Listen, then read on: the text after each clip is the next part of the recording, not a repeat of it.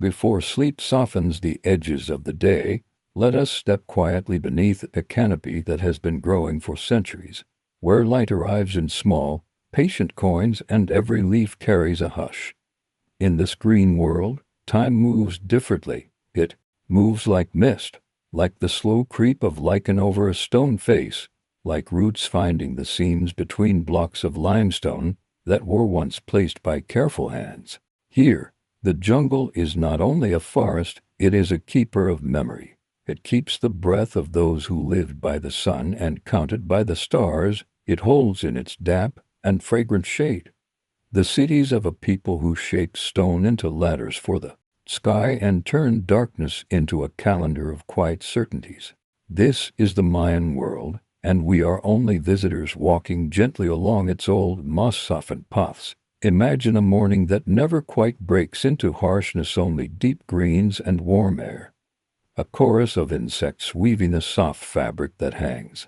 In the mind, the ground is not just earth, it is story layered upon story. Beneath your footfall, there are flakes of pottery, chips of obsidian sharper than thought, seeds of maize sleeping in the soil, and the faintest, finest dust of stucco that once made the stone bright. The cities rise in the undergrowth as silhouettes, terraces that step like slowed-down waterfalls, stairways that pull the gaze upward, plazas that open like a held breath released. The jungle has taken the edges and rounded them, turned sharp corners into gentle slopes, returned murals to the ochres of earth. But the shape is there, the intention persists, unmistakable. It is as if the people stepped away for a moment and the trees simply sat down to keep their places warm. The air is thick with relationship, stone to vine, root to stair, lizard to sunlit ledge.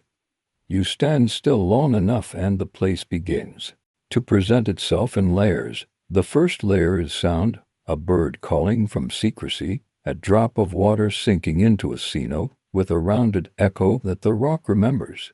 The second layer is scent, resin from a tree whose ancestors gave incense to the altars, damp earth, sweet and mineral, the far, faint memory of copal.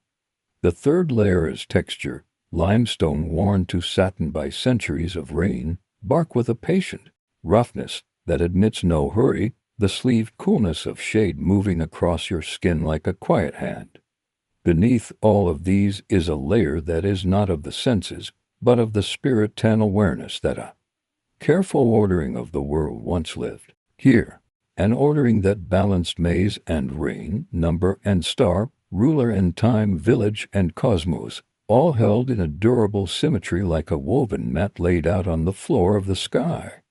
You may picture a single place, but the Mayan world is many places at once, spread like beads along forested strings, highlands and lowlands, limestone flats and river valleys, coasts that breathe with salt and mangroves, and the swing of tides. The Yucatan's porous stone drinks the rain into hidden lakes, the cenotes that open like mouths to other rooms of the world. In the highland air, the mornings are crisp, and the volcanoes hold their shapes against the sky like slow, sleeping animals. In the lowlands, the day is warm and sweet, the horizon softened by green, the rivers making quiet agreements with human hands to feed fields and float canoes across these geographies. A single pulse, time counted with a precision that can soothe the mind, patterns turning like a wheel, cycles that promise return, the long count, and the sacred soul can numbers and days woven together. A mat of meaning on which life could be placed and understood. When you rest in this rhythm, it feels safe, like the steady rise and fall of the chest. It feels inevitable, like dawn making its way through the leaves. The cities themselves grew like gardens designed to receive both people and heavens. Pyramids were not simply tall buildings. They were conversations with the sky. From their summits, one could listen to the instructions of the stars. A priest or an astronomer or a person who was both might stand in the early dark and attend to the smallest changes, the slow return of a planet to a known corner, the way a solstice sunrise found the edge of a stair. Each observation was a stitch in a wide fabric, a cloth to wrap the community, to keep them warm with meaning. Below, the plazas held markets and laughter, arguments and reconciliations, stories and songs. Ballcourts lay like elongated shells along the city's floor, their walls listening to the bounce of a heavy rubber ball that carried echoes of play and prayer together. Life here was not hurried. It was patterned, season by season, harvest to harvest, feast to feast. Maize stood at the heart of it all, not merely as food but as a story about what a human is made of. To plant corn was to participate in the story, to rehearse creation with one's own hands. You imagine a farmer pressing the seed into the wet earth, feeling the coolness climb up through the fingers, knowing that this simple act was a renewal of the world's promise.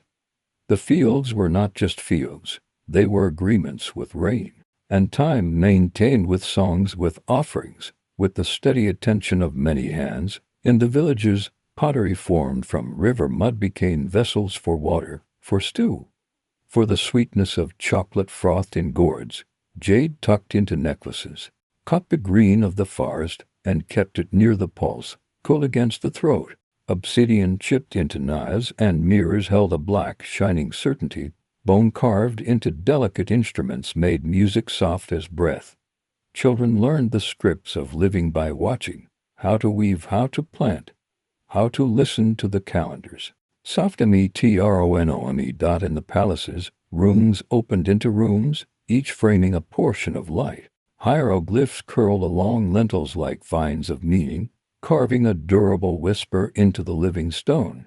A stela would stand in the plaza flat, tall, patient, bearing a ruler's name and dates like a spine of certainty, framing a life within. A network of numbers that held the person upright even as time continued its slow rivering away. Rulers emerged from histories with titles like woven braids, not merely a person but a role, a node in a net of ritual and care. To rule was to maintain the balances, to sit at the center of the mat and keep the edges from curling up. Or on this center, festivals arrived with incense and woven banners, trumpets, and drums that sounded like the slow heartbeat of a hill. Masks were worn, and stories walked through the streets in the bodies of dancers. Old tales refreshed like a field left to rest and then sown again. The night concluded with offerings that smelled of sweet smoke, and the stars were thanked for keeping their places. If you stand at the foot of a pyramid and look up, your eyes climb before your feet. The steps lead the gaze into a simple, calming ascent, rhythm, rhythm, rhythm. Each riser a quiet syllable. The body follows, slow and careful, the breath deepening. The heart moving from the village floor to the sky's first balcony. At the top, the world unfurls itself, jungle to the horizon, the sea of leaves rolling away in low waves, as if the earth remembered an earlier ocean and kept the gesture. You can see the outlines of other structures if you know where to look. A sloping platform that once held a house, a row of low mounds that were once rooms filled with talk. A line that was once a wall, now given back to the green. The past does not feel gone. It feels folded. It feels like something you could open gently and find still usable. Between the stones and the vines there is a quiet conversation that doesn't end. The jungle is not a conqueror here. It is a caretaker who arrived after the guests went walking and decided to tend the plates, to cover the tables with leaves, to keep the dust off the faces by laying down soft moss. Where a roof once kept rain at bay, the forest now offers a high, leafed ceiling that turns the downpour into music. Where a doorway once framed a courtyard, lianas now draw a curtain that moves when the breeze remembers to visit.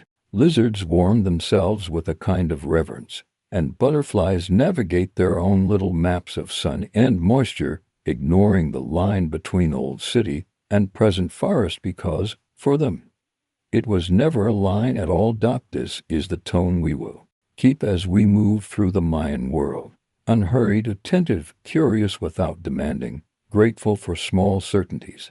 We will wander through plazas and corridors, listen to stairways as if they could speak, and put our fingers lightly against carvings so old that the stone has learned patience beyond our measure.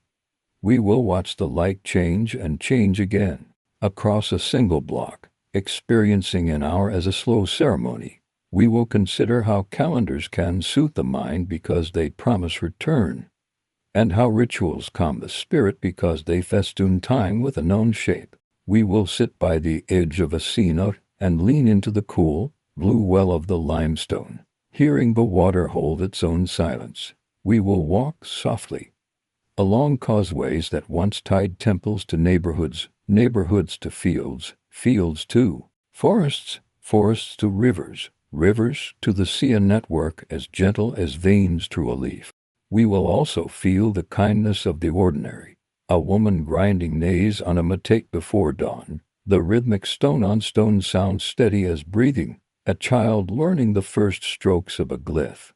Each curve a little thread connecting the hand to an older conversation, a weaver counting the strands, the warp a field of possibility, the weft a calm decision repeated until it becomes a fabric that can warm and shelter. A fisherman pushing a canoe into a river that moves like a sleepy arm, casting a net that momentarily nests in the air before settling into the dark. In these motions live the truths that outlast hours, to feed, to shelter, to learn the sky's mood and the soil's appetite, to keep company with one another in ways that ease the passage of days. As we drift into this series of quiet visits, we will not hurry the questions that sometimes make noise around the edges of ancient places. We will let them settle like leaves in clear water and look through them without agitation. What happened to the cities? Where did the people go? The jungle offers one answer by example. Life changes shape, and change is not a vanishing but another word for continuation. The Mayan world did not stop. It shifted, moved its weight, redistributed its attentions. People left certain plazas for other towns, other arrangements, other rhythms. They kept planting, kept listening to the sky, kept counting days. A civilization is more than its stones, and stones do not forget. The forest did not arrive like an erasure but like a blanket. It covered, it comforted, it waited. And the people Maya now continued as people do, adapting to the seasons of history with the familiar gifts of hands and thought and story. We will, in the chapters to come, lean into the particulars, the quiet mathematics of the calendar, the astrological courtesies between temple and horizon, the gentle engineering of reservoirs and terraces, the moods of rain, and their agreements with the fields. The craft of carving that turned rock into senses, the warm commerce of markets that tied villages into soft nets of sharing. We will step into rooms where kings sat and feel the cool hush of shade on baked afternoons. We will walk through ballcourts and let their walls echo back not drama but play. We will notice how color still clings to the memory of murals, and how a chip of jade can hold a small sun in it. We will do all this with the understanding that night is for rest, and history can be a lullaby if it is told with gentleness. Let the day fall away now, as if slipping below the line of a distant tree. Let the jungle's patient breathing become the room's own. Somewhere in the foliage a bird rearranges itself on a branch with a soft rustle like pages quietly turned. Somewhere a drop of water releases from a leaf and finds the next leaf, and the next, and the next, becoming a little chain of sounds that pulls sleep closer by degrees. Somewhere a carved face looks out past vines and spots of light and considers nothing at all. And in that ease we can find our own. If the mind wanders, let it wander along a causeway between two plazas in the blue hour when the day and night exchange courtesies. If the mind rests, let it rest at the top of a stair where a soft wind moves across the skin and a wide green world spreads itself out like a woven blanket. We are not in a hurry. The stones are not in a hurry. The leaves have never been in a hurry. In this slowness, meaning gathers like dew. In this quiet, the past becomes a kind of kindness. We will carry that kindness with us, step by gentle step, into the chapters ahead. When you close your eyes, you may still see a triangle of stairway rising through leaves, and a sky beyond it that is comfortably indifferent and reliably there. You may feel the cool, sweet smell of limestone, the subtle astringency of sap, the warm note of sun on stone. Let these be your pillow's company. Let the balance of number and star be the metronome of your calm. Let maze and rain share a story in which you, too, are made of the earth's patient plans. Now, as the final notes of wakefulness fade, promise yourself this, that you will return to the slow stairways and the shaded rooms as often as you need to breathe more easily. Promise yourself that old places can be pillows, and that the quiet logic of calendars can be a lullaby. Promise yourself that stories can be rooms with soft walls, and that in the Mayan world as in your own comfort can be built from attentiveness, generosity, and time. When we begin the first segment, we will step softly into the canopies, deeper rooms where each stone continues a sentence the forest has learned to whisper, and where sleep and history keep each other good company. The forest does not hurry. It stretches itself slowly, quietly, as if time were not a chain but a deep pool in which each ripple lingers far longer than expected. In this calm place, the Mayan temples rest no longer thrones of bustling ceremony, no longer platforms of kings or astronomers, but gentle shelves of moss and vine half swallowed by the breathing jungle. To walk here, even in the imagination, is to feel the mind begin to slow. Each step sinks into the soil with a softness that is both real and dreamlike, as if the earth beneath remembers feet from long ago and welcomes yours with equal patience. The canopy above is a woven ceiling of leaves. Some are large as shields, others small as coins. Sunlight filters through, not in harsh beams but in muted glows, spilling golden dust into the green air. You may hear the cry of a parrot, or the distant chatter of monkeys hidden high in the branches, but their voices seem like threads stitched carefully into a larger fabric of quiet. Cicadas hum without urgency. Birds drift overhead in slow arcs, their wings tilting in patterns older than memory. The jungle is not silent, but its noise is steady, rhythmic, almost like the background lull of rain or the steady hush of the sea. At the heart of this rhythm rise the stones, blocks of limestone placed one atop another centuries ago by human hands, now lie under the companionship of moss, ferns, and vines. What once was crisp and sharp stair edges, glyph carvings, polished walls has softened, yet in that softness is a different kind of beauty, one that speaks of endurance rather than dominance. The jungle has not destroyed the temples, it has embraced them. Roots curl like fingers around corners. Leaves drape themselves like curtains where once hung bright woven banners. The air smells faintly of earth sap and something sweet and mineral, as if memory itself has a fragrance. Imagine stepping into a clearing where one of these temples stands. The ground is uneven with stones, each a fragment of a once larger design. Here a stela leans, worn by rain but still bearing faint patterns of glyphs, curves, and dots. Lines that once carried precise meanings about rulers, gods, and days. Now, they whisper only shapes, but even these shapes soothe the mind. You do not need to decipher them, you only need to see them, to let your eyes rest on their patience. Beyond, the stairway of the temple rises. It is steep, the steps narrow, uneven, yet inviting in their slow ascent. You can picture priests climbing long ago, carrying bowls of incense, their smoke rising into the morning sky, merging with clouds, reaching toward invisible deities. Now the temple stands empty of ceremony, yet full of presence. To place your hand on its stone is to feel warmth from the sun, coolness from the shade, and beneath both, a steady solidity that outlasts generations. These stones were carried and carved by people whose names you may never know, yet their effort persists. It persists not as noise but as calm endurance, a structure that continues to hold its shape while the jungle curls around it like a blanket. The stones ask nothing of you. They invite you to sit, to breathe, to listen. If you close your eyes, You may sense the echo of a city once alive. The plaza before you filled with traders offering salt, obsidian, cacao, and bright feathers. Children weaving between the legs of adults, laughter scattering like light through leaves, drums and flutes marking the air with sound as dancers step through ritual motions. Priests lifting bowls of copal resin, smoke rising fragrant and thick, curling upward in soft tendrils.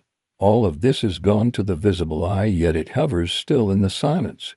The jungle has not erased it. It has layered it with green, softened it with bird song, hidden it within roots, but beneath those coverings the life still hums. Above the canopy, the sky is a pale blue expanse, but within the forest it is only glimpsed in fragments. The Mayan knew this world intimately, the slow path of the sun, the tilt of shadows, the cycles of rain. They built not randomly, but with attention to the heavens. The temple steps often align with solstices or equinoxes, stairways becoming calendars of light. On certain days, the play of shadow across the stone becomes a serpent slithering down from the pyramid, a reminder that gods and earth remain entwined. Even now, centuries later, the alignment holds. The jungle did not undo it. The stars remain in their places, the sun still marks the same gaze, and the stones still catch the light just as they were designed to do. There is a calmness in knowing this continuity. Civilizations may shift, languages may fade, hymns may fall silent, but the movement of stars and the turning of the sun remain steady. The Maya built with this steadiness in mind, and the stones reflect it. To stand before them is to feel that rhythm touch you, the reassurance of cycles, the promise of return. It is a lullaby written in architecture, a calendar carved in stone, a song that hums quietly beneath the layers of jungle sound. Sit now on one of the lower steps. Feel the coolness of the shaded stone against your skin. Listen as the forest wraps around you. There is no need for haste, no need for thought beyond the simple noticing of what is here, the rustle of leaves, the slow drip of water from a branch, the flicker of a butterfly's wing as it drifts across a shaft of light. The temple holds its silence, but it does not feel empty. It feels attentive, as if it waits with you, as if it too is listening. This is how the Mayan world greets you, not with overwhelming grandeur, but with patience. It invites you to breathe slower, to notice the quiet persistence of stone and root, to understand that memory is not gone but simply resting beneath the canopy. In this calm place, the temples are no longer monuments of power but companions of stillness.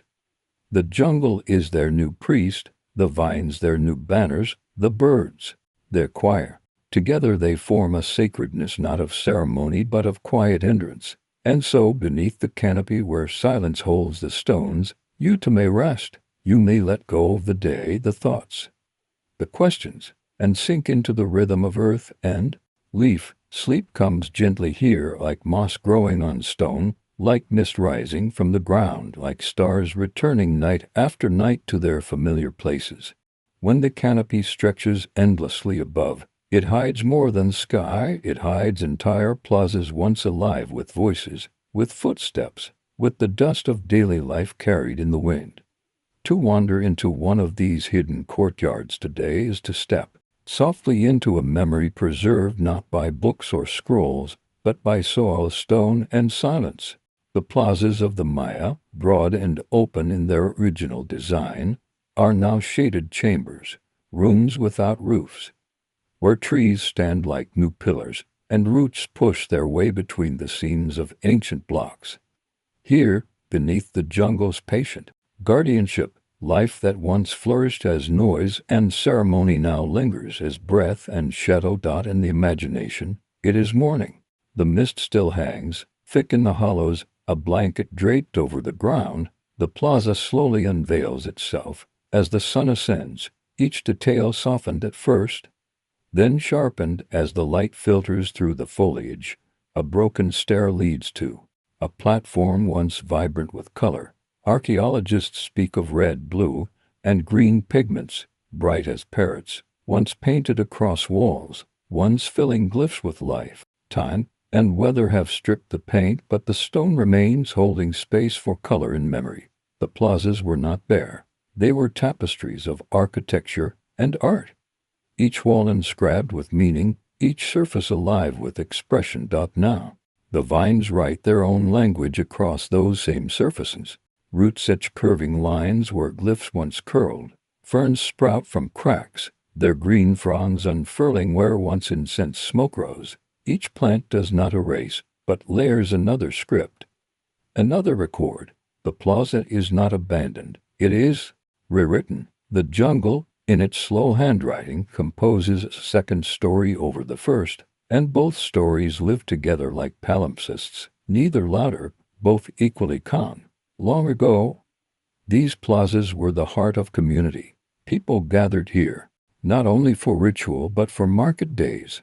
Imagine the smell of roasted maize, cacao froth into a foamy drink, fish from the rivers laid out on mats, bright feathers shimmering under the sun. Voices rise and fall in trade and laughter. Children dart between stalls, hands sticky from fruit, eyes wide at toys carved from wood or shaped in clay. Musicians play flutes and drums, their notes carrying like soft breezes. Priests move slowly through the crowd, their garments woven with intricate patterns. Their presence reminding all that the plaza is not only a marketplace, but also a sacred center. The sound of a ball game might drift from a nearby court. Rubber strikes stone with a hollow rhythm, echoing against the walls built to amplify the game. The players, dressed in padded garments, move with focus and grace. Their game is more than play. It is ritual, a reenactment of cosmic stories, a balance of life and death told through movement. The plaza holds this energy, this shared experience, binding villagers, traders, rulers, and gods into a single field of meaning. Centuries pass. The voices fade, the stalls vanish, the courts crumble. Yet the plaza remains. Its stones are covered, its surface is hidden, but the shape of it lingers. When you step into one of these hidden plazas today, you feel not emptiness, but fullness. The jungle's roots curl like new crowds, trees stand like participants, vines swing like children playing. Birds echo where merchants once called. The plaza has not ended, it has changed its guests. The gatherings continue, only in another language. Sit for a moment. At the base of a stair, place your palm on the stone, beneath the moss, beneath the dirt, beneath the ears. The plaza still vibrates faintly. It is not a sound you can hear with ears, but a pulse you sense with quiet attention. History is not gone, it hums low and steady, like a heart that continues even in sleep. The roots of the trees are not intruders, but caretakers, keeping the plaza company, binding the stones together so they do not scatter. The forest has become the plaza's blanket, its protector, its patient companion. Evening falls. The mist returns, rising from the earth in silver threads. The air cools, the insects change their rhythm, and the plaza breathes a different kind of silence. In the distance, a howler monkey calls, its voice deep and echoing, a reminder of life. Continuing beyond human presence, the stars appear in patches above, glimpsed between leaves. Once priests stood here, lifting their eyes to those same constellations, reading messages written in light. The plaza was a mirror of the sky, its flat openness reflecting the vault above. That mirror is cracked, mossy, but still it holds the reflection. If you are willing to look gently, you begin to understand why these places soothe. They do not demand interpretation. They do not press their meanings upon you. They invite you simply to be, to breathe, to notice. A plaza no longer filled with trade or ritual is still a plaza, and its openness can cradle the wandering mind, much like a wide field or a calm shore. Here memory and root meet. Here the past and present share space without conflict. Here you too can sit wrapped in green shade and allow your own thoughts to drift like smoke dissolving into air. The hidden plazas remind us that life continues in layers. One layer fades, another arrives, and yet both remain within the same frame. You may no longer hear the shouts of merchants or the beat of drums, but you can still feel the shape of gathering, the essence of presence, the calm weight of a place. Built for many, preserved now for anyone who wishes to rest in its silence. The plazas whisper that all gatherings, even after they dissolve, leave warmth behind. You can sit in that warmth as evening deepens, as stars take their turns, as sleep approaches like a soft canopy of its own. The Mayan world is not only stone and canopy, but water hidden in the earth's patient arms. Across the Yucatan, where rivers rarely break the surface and lakes are few, the land holds its water in secret rooms, cenotes, sinkholes formed when limestone caves give way, open like mouths to the sky, circular and deep, lined with roots and shadows, filled with still, clear water. For the Maya, these cenotes were more than water sources. They were thresholds, doorways, sacred mirrors in which earth and underworld met. To visit one, even now, is to feel the hush of a place that does not belong fully to this world. Step into the vision. Slowly, the jungle parts, the trees bend back, and suddenly the ground falls away. Before you, the cenote opens like a great bowl carved in stone, its rim thick with vines and ferns. Sunlight drips down in broken lines, catching the surface far below. In trembling patches, the water is blue-green, deeper than sight allows, and so calm it seems like glass. On the edges, roots dangle from trees above, long and pale, like cords tying sky to water. Some reach all the way down, sipping directly from the pool. The air here is cooler, a relief after the weight of the jungle. Moisture clings to your skin. Every sound is magnified. The plink of a drop falling, the flutter of a bird's wings, the distant echo of your own breath. Long ago, the Maya came to these places with reverence. Cenotes were not ordinary wells. They were portals to the world. Beneath the Zybalba, realm of spirits and gods, offerings were cast into their depths, pottery, jade, gold, even human lives, given in hope of rain, of fertility, of balance. Archaeologists have found these gifts resting at the bottom, preserved in silence, each object a frozen prayer. To look into the cenote is to gaze not only at water but at centuries of devotion. The surface reflects sky and face, but beneath lies a treasury of belief. Imagine the rituals. Torches flicker against limestone walls, their flames mirrored in the water below. Priests chant softly, the sounds blending with the cave's echoes, voices stretching into something more than human. Incense smoke curls upward, while the offerings sink downward. Joining the hidden depths, villagers stand at the rim, heads bowed, trusting that the gifts given here will return as clouds and rain, will feed the maze, will keep the cycle turning. To them, water was life, and cenotes were life's sacred doors. Now the cenote is quiet, the offerings lie undisturbed. Fish flicker like silver threads in the blue.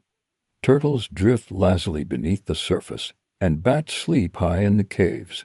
The forest leans close, its vines falling like curtains, its branches framing the circle of sky. No crowd gathers, no chant fills the air, but the sense of presence lingers.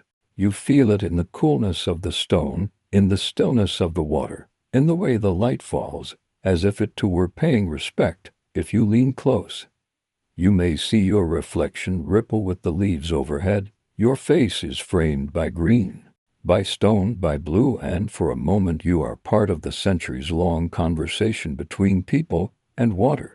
You understand that the cenote is not simply a hole in the earth, it is a memory keeper, a vessel of continuity. The same water that reflected ancient eyes now reflects yours. The same silence that held their prayers holds your breath. Evening comes, the sunlight grows softer, turning the water to liquid gold. Birds return to roost in the trees above, their wings stirring the air with gentle rushes. Shadows lengthen along the stone walls, and the cenote becomes darker, more secretive, as if retreating into itself. Yet it does not close, it waits. Stars will appear soon, and when they do, their reflections will scatter across the surface like jewels, a mirror of the sky in a hidden room of the earth. For the Maya, The connection between sky and cenote was natural. What falls as rain returns as water below. What shines above is reflected beneath. To them, the cosmos was woven in layers. Heaven, earth, underworld all tied together by places like these. To sit here now as the night begins to breathe is to feel the layers around you, above, the stars, at your side, the earth, below, the still secret water. You sit at the meeting point, a guest at the crossroads of worlds, surrounded by a silence that comforts more than it unsettles. You breathe deeply, letting the air fill you with coolness.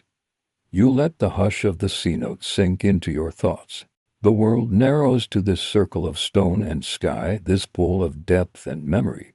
And in that narrowing there is peace. The cenote teaches by example, to hold much, yet remain still, to be deep, yet not loud, to reflect without claiming. In its quiet depths sleep feels near, gentle as the water's surface, ready to carry you into its calm embrace. Among the many stones the Maya raised, some arranged themselves not into temples or palaces, but into long narrow fields with sloping walls, like corridors designed for echoes. These were the ballcourts, the sacred arenas where play and prayer wove themselves into one. To step into such a court, even now when trees lean close and grass softens the edges, is to enter a space that still hums with a kind of anticipation. The air feels tuned as though it remembers the hollow thud of rubber against stone, the rush of bodies moving in rhythm, the collective breath of a crowd waiting for the ball to fly. The court stretches like an elongated rectangle, its ends often closed by high structures that once bore carvings of serpents or lords, glyphs proclaiming victories and dates. Along its walls, angled surfaces rise like stone embankments, designed to keep the ball in play. Some courts hold stone rings fixed high in the walls, small, circular targets, through which the heavy ball might pass. To score through one of these was no ordinary feat. It was nearly miraculous. A triumph that carried not only athletic meaning, but cosmic resonance. For the Maya, the ball game was more than sport. It was a reenactment of myth, a retelling of the story where twin brothers challenged the lords of the underworld, where the movement of the ball echoed the movement of sun and moon across the sky. Close your eyes and imagine a game in progress. The plaza outside is alive with merchants and villagers, but here, inside the court, the attention is focused.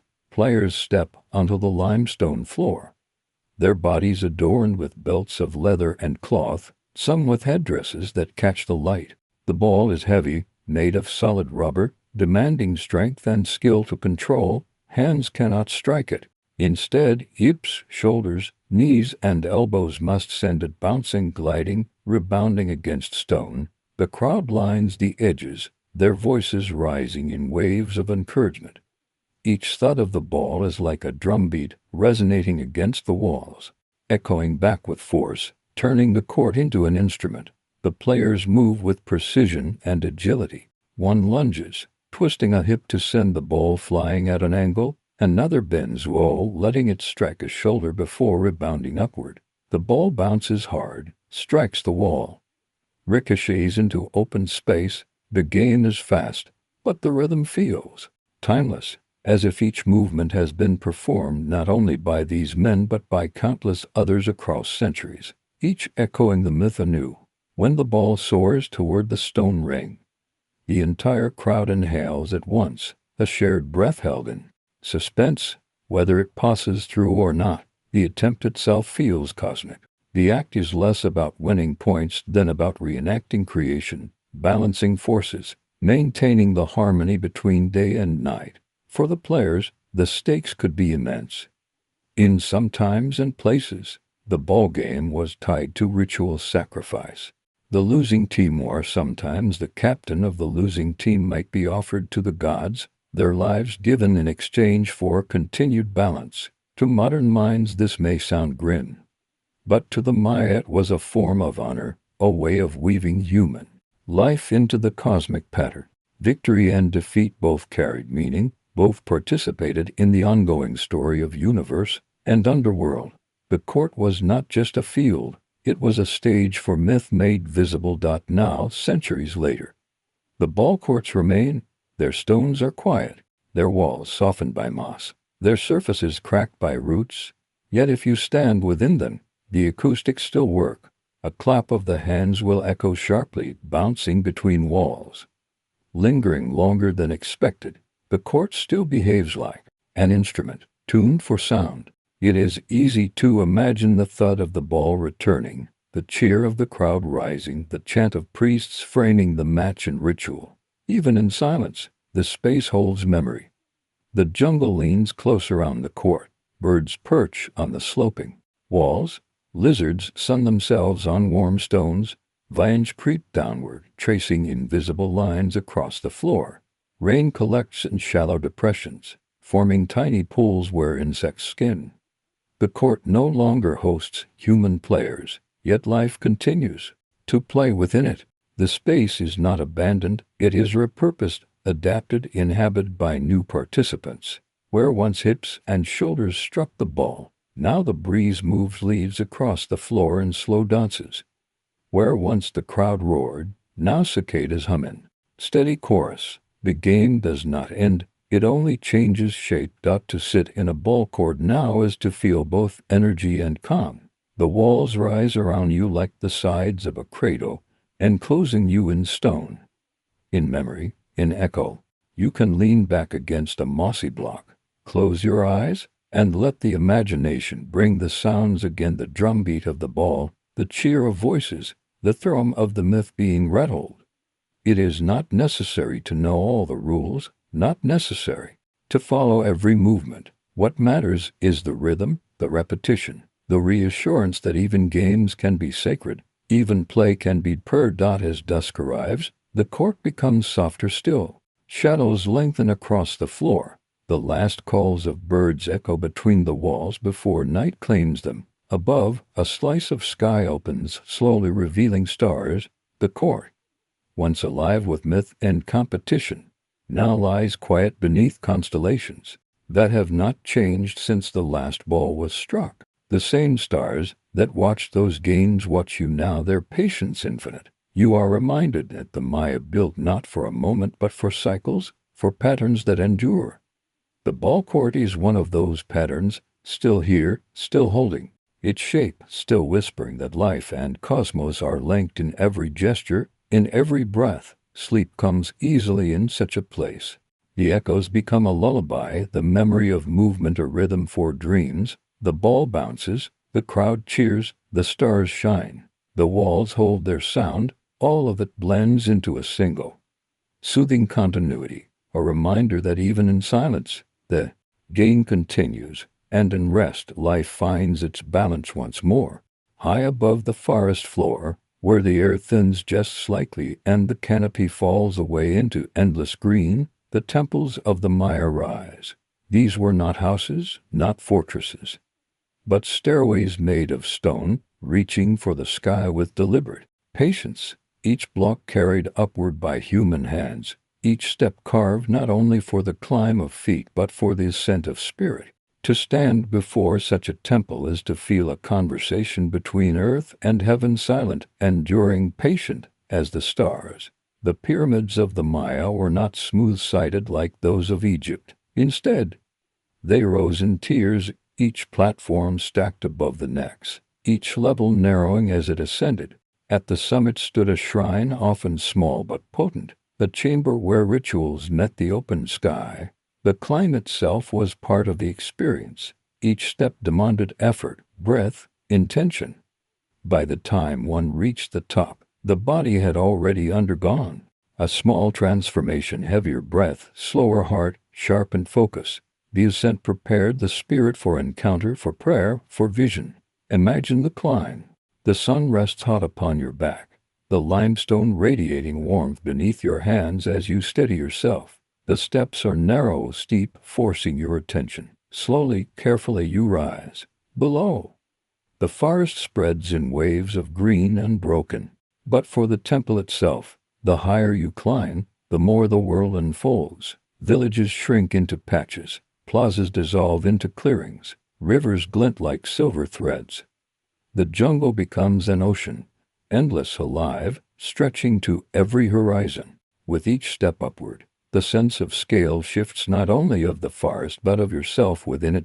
At the summit, the view opens fully. The shrine is small, its doorway dark against the bright sky.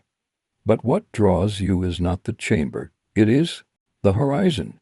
The earth curves gently away, the canopy rolling like water beneath the sun. The wind here is different, cooler, freer, carrying scents of leaf and distant rain.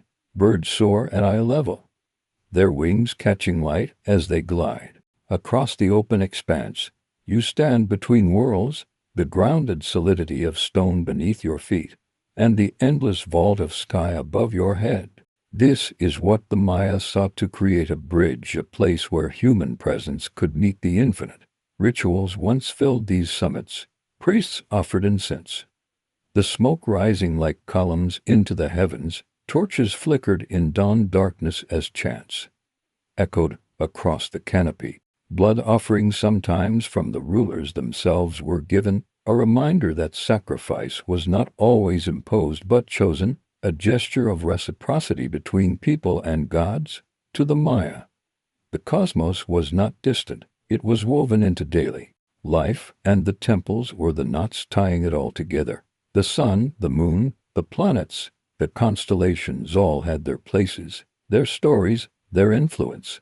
The temple steps aligned with these cycles, their stairways pointing towards solstice sunrises, their quarters catching equinox shadows.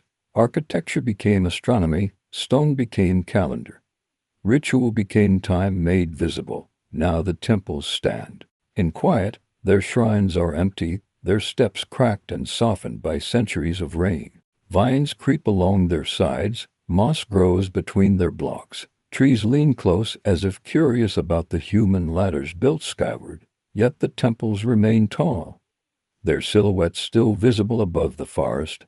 Birds roost in their crevices, small animals dart across their surfaces, the wind plays gently across their stones, and when dawn comes, the first light still strikes their corners exactly as it was meant to. The alignments still hold, the cosmic conversations continue, even without human witnesses. To sit at the summit now is to experience a different ritual, not incense and chant, but silence and breeze. You feel the steadiness of the stone beneath you, the endless patience of the forest below, the vast calm of the sky above. You do not need to speak. The temple does the speaking simply by existing. It tells you that people once reached upward not to dominate but to connect, not to conquer, but to commune.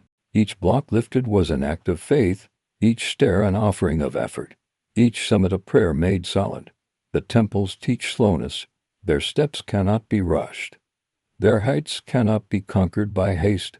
They invite you to climb at the pace of breath, to pause when needed, to look out upon the green expanse and remember that the world is larger than worry. They remind you that cycles endure, that stars return, that sunrises and sunsets are the same today as they were 1,000 years ago. Their stones hum with continuity, a lullaby of permanence in a world that often feels fleeting. Evening descends, the last rays of sun turn the temple's edges gold, then red, then purple as the sky deepens. Shadows stretch across the jungle, and the first stars emerge, one by one, like lanterns lit in an infinite ceiling. From the summit, you feel as if you sit in the center of a great woven mat, the earth below, the heavens above. The temple itself, the knot holding both in place. The breeze cools, the silence deepens, and the night accepts you into its calm. You close your eyes, the temple remains beneath you, the stars remain above you. The jungle breathes around you, and in that triad stone, sky, forest, you find rest. The temples of the sky are no longer only for priests and kings, they are for anyone who seeks quiet, for anyone who wishes to breathe in rhythm with eternity, for anyone ready to step gently toward the gods, even if only in dream. In the quiet of the Mayan world, beneath the shade of trees and the patience of stone, time was not only felt in the body or seen in the sun's rising. It was measured, counted, woven into patterns that gave meaning to each day. The Maya understood time not as a straight road, vanishing into distance, but as a circle, a wheel that turned endlessly, carrying days and seasons back again. To them, life was not a line but a cycle, and the calendars they made were the instruments by which this rhythm could be read, sung, and trusted. Imagine a carved stone, broad and flat, its surface filled with glyphs. Each symbol is a thread of meaning, numbers, names of days, marks of cycles. Some are simple dots and bars, others are intricate faces of gods, each telling part of a story. To trace your fingers across the stone is to touch the weaving of time itself. A pattern made durable. The Maya counted carefully, not because they feared the end, but because they loved the return. Each count promised that rain would come again, that maize would sprout again, that stars would rise again. Time was not a threat but a promise, a soft lullaby that reassured with every turn. There were many calendars. The sacred Tzolk'in, a cycle of 260 days. Paired numbers with names in combinations that never repeated until the full cycle turned. It was a calendar for ritual, for destiny, for the shaping of life's deeper meaning. Each person was born into a day sign, carrying with them the qualities of that moment, like a subtle fragrance that never left. To live in this rhythm was to walk in harmony with forces larger than oneself, to know that one's life was a note in a melody already written. Beside it was the Hab, the solar calendar of 365 days, divided into months of 20, with 5 days at the end left nameless, days of uncertainty and caution. Together, the Tzolk'in and the Hab turned like two interlocking gears, meeting every 52 years in a sacred round, a completion of cycles that marked renewal for entire communities. Fires were extinguished and rekindled, rituals renewed, lives refreshed. The turning of time was never an end, it was a renewal, a reassurance that the pattern continued. And then there was the long count. The great weaving of time stretched across centuries. It marked the vast movements of history, placing kings and battles, ceremonies and constructions within an order that extended far before and far beyond any single life. For the Maya, this was comfort, to know that even as lives ended, the great cycle continued, carrying memory forward, placing each event in a pattern that endured. The long count was not doom, it was entrance. Now imagine a stela, tall and narrow, standing in a plaza, its surface carved with dates, with glyphs that link heaven and earth. The sun strikes it in the morning, shadows sliding slowly across its face. The stone does not move, but the light does, reminding all who gather that time itself is both motion and stillness. Villagers glance at it as they pass, priests study it for rituals, rulers proclaim themselves through its inscriptions. And now, centuries later, the stela still stands. Its glyphs are weathered, but their rhythm remains. Even when unreadable, they continue to speak in form, in silence, in the patience of stone. Close your eyes and think of how it feels to live by cycles rather than clocks. There is no rush, no ticking. Instead, there is return. The sun will rise, the moon will wax and wane, the rains will fall, the maize will sprout, the harvest will come, and then it will begin again. Each cycle carries you forward, but gently, without haste. To sleep in such a rhythm is to rest within trust. Tomorrow is not a stranger, it is a returning friend. The Mayan knew this, and their calendars sang it to them every day. Today, we live by different clocks, fast, precise, demanding. But here, in the presence of these stones, you can feel another pace.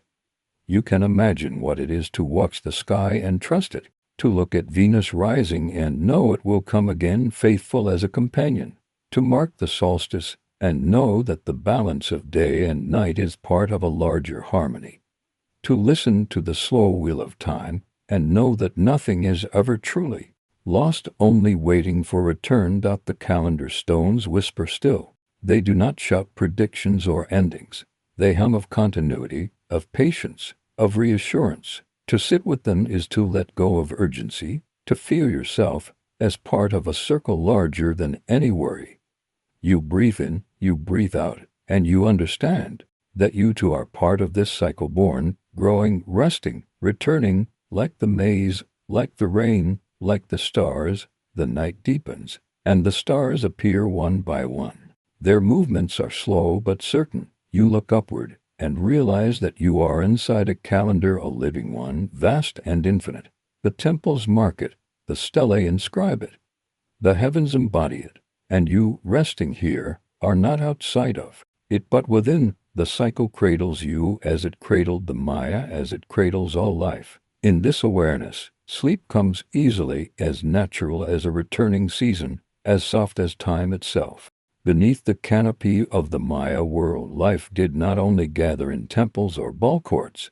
It pulsed most vividly in the open marketplaces, broad plazas filled with movement, sound, and color. To the villagers, these spaces were as essential as rain and maize. Here, the community came together not only to trade goods, but to weave the fabric of daily life. And now, as the plazas sleep under centuries of roots and moss, the air still holds faint echoes of that hum, voices blending, feet scuffing stone, laughter and barter drifting like smoke into the sky. Step into the imagination, and you find yourself in such a marketplace on a sunlit morning. The plaza is wide, paved with stone that glimmers faintly under the tread of hundreds of feet. On its edges, simple stalls rise, mats spread upon the ground, canopies of woven cloth, baskets brimming with goods. The air is alive with scents: roasted maize, cacao ground into a thick paste, beans simmering in clay pots, the tang of fresh fruits split open and offered in slices. Smoke curls upward from cooking fires, softening the brightness of the morning, filling the space with a haze fragrant and warm. Here a farmer offers ears of corn, golden and full. There a hunter lays out the day's catch: small deer, rabbits, wild turkeys, their forms wrapped in palm leaves. Fishermen display gleaming fish still wet from the rivers, their scales shimmering like silver coins. Women carry baskets heavy with squash peppers, tomatoes, and beans. Children hover at the edges, wide-eyed at sweets made from honey, from cacao whipped with water into a froth, poured high and allowed to spill back into the cup until foam crowns the drink like a cloud. The market is not silent. Voices rise in waves, calling out prices, greeting neighbors, bargaining with patience. Laughter spills easily. Flute players wander through, their notes threading lightly between stalls. A drum beats somewhere, steady as a heart. Birds perch on nearby walls, joining the chorus with their own cries. Yet the noise is never harsh. It flows in rhythm, a living music of community, softened by the open air and the familiarity of all who gather. Beyond food, there are treasures of craft. Potters displayed bowls and jars, their surfaces painted with glyphs and patterns of animals, of gods, of stories. Weavers unfurl cloth dyed in rich reds and blues, intricate designs made from countless hours of careful hands. Carvers set out ornaments of jade, obsidian blades that glint in the sun, bone flutes carved with spirals. A traveler from another town offers shells from the coast, their curves gleaming with inner rainbows. Another displays salt, gathered from faraway flats, a substance precious for preserving food, for balancing taste, for binding communities in trade. The market is more than exchange of goods, it is exchange of news. Villagers from distant places bring stories of harvests, of ceremonies, of rulers and wars. Information travels here like pollen, carried lightly from one ear to another, settling and sprouting into understanding. Elders sit at the plaza's edge, observing, advising, weaving wisdom into conversations. Children dart between stalls, weaving play into the bustle. Lovers meet, hands brushing in passing. Friends share roasted maize and laugh until their sides ache. The marketplace is a stage for life itself, performed in countless small gestures, all meaningful, all part of the weaving. As day lengthens, the sun grows warmer and shadows shorten. The plaza shimmers with heat, but the rhythm does not falter. People rest beneath canopies, sip cacao, cool themselves with fans of woven palm. Drummers change their pace, flutes linger on slower notes, creating a softer song to match the lazy air. By afternoon, the market begins to thin, goods are fewer, baskets lighter. Stalls folding away one by one, yet the space feels no emptier.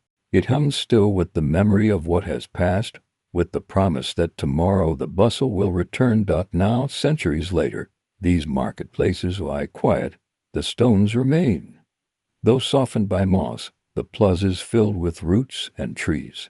Stalls are gone, the voices stilled, yet the shape of the space holds memory. Stand in such a plaza today and you may feel it, the echo of laughter in the breeze, the scent of smoke in the earth, the shimmer of goods in the sunlight. The air is calm, but layered with traces of life. The jungle has taken over, but it has not erased. It holds the plazas gently, letting their memory persist, offering them to those who come with quiet hearts. To sit in the ruins of a market is to feel accompanied. You are not alone. Even if no one stands beside you, the stones recall footsteps, the earth recalls laughter, the air recalls voices, and as you breathe slowly you feel part of that rhythm, part of the endless exchange that is life itself. Sleep comes easily when you know that the world, like a marketplace, is filled with offerings. Some are goods, some are moments, some are memories. All of them pass from hand to hand, heart to heart, carried gently through time. In the Mayan world, words were not spoken only with the mouth. They were carved, painted, inscribed into the very bones of the earth. Glyphs, the written signs of the Maya, were more than letters.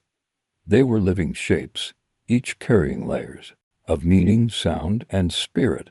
To stand before them now, softened by centuries of rain and shadow, is to hear whispers caught in stone.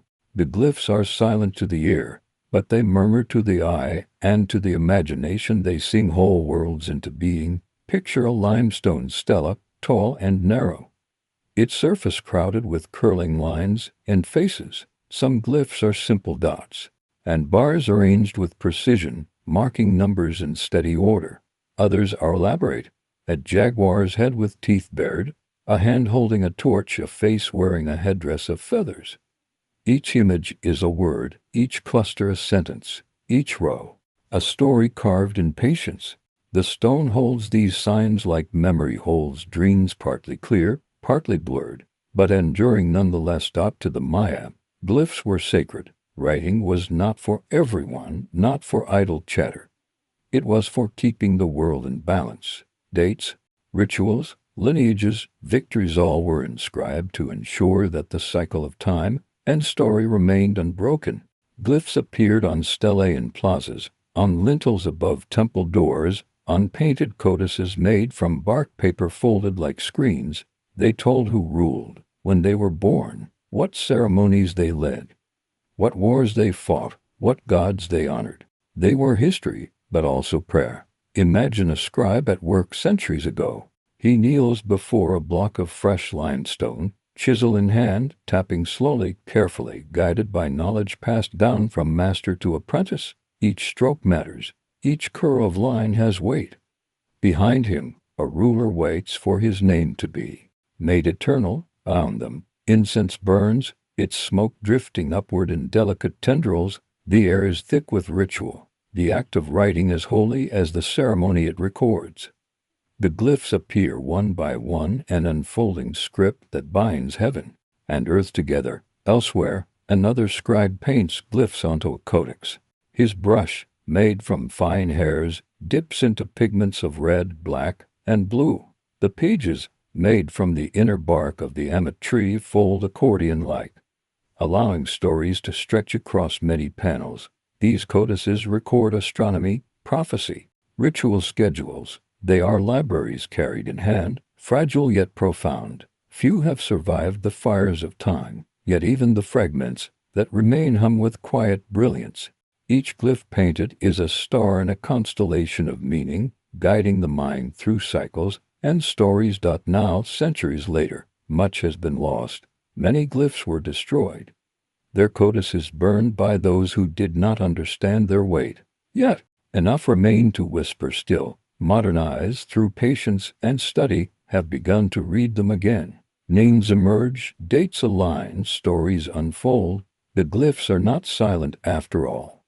They speak across time, across silence, across the canopy of centuries, carrying the voices of those who carved and painted them. Walk through a ruined plaza today and you may see them still. On a temple lintel, faint curls of line survive beneath moss. On a stela, the outlines of faces remain, worn but present. On fragments of pottery, glyphs cling stubbornly, refusing to vanish. You cannot always read them, but you can feel their presence. They remind you that words can endure in stone, that memory can resist forgetting. To sit with these glyphs is to rest within story. You do not need to translate. It is enough to know that they are there, that human hands shaped them, that human minds poured meaning into their curves. Their silence is not empty, it is full of the weight of lives, of rituals, of hopes. The glyphs tell us that even if language fades, the effort to speak remains, carved into the bones of the world. As night falls, shadows stretch across the stones, and the glyphs grow dim. Yet the moonlight touches them gently, tracing lines that the sun once revealed. You may imagine them glowing faintly, each sign a small lantern, each word a firefly caught in stone. The jungle hums around you, soft and steady, and the glyphs hum with it. Together they form a lullaby, a script not only for history but for rest. You close your eyes.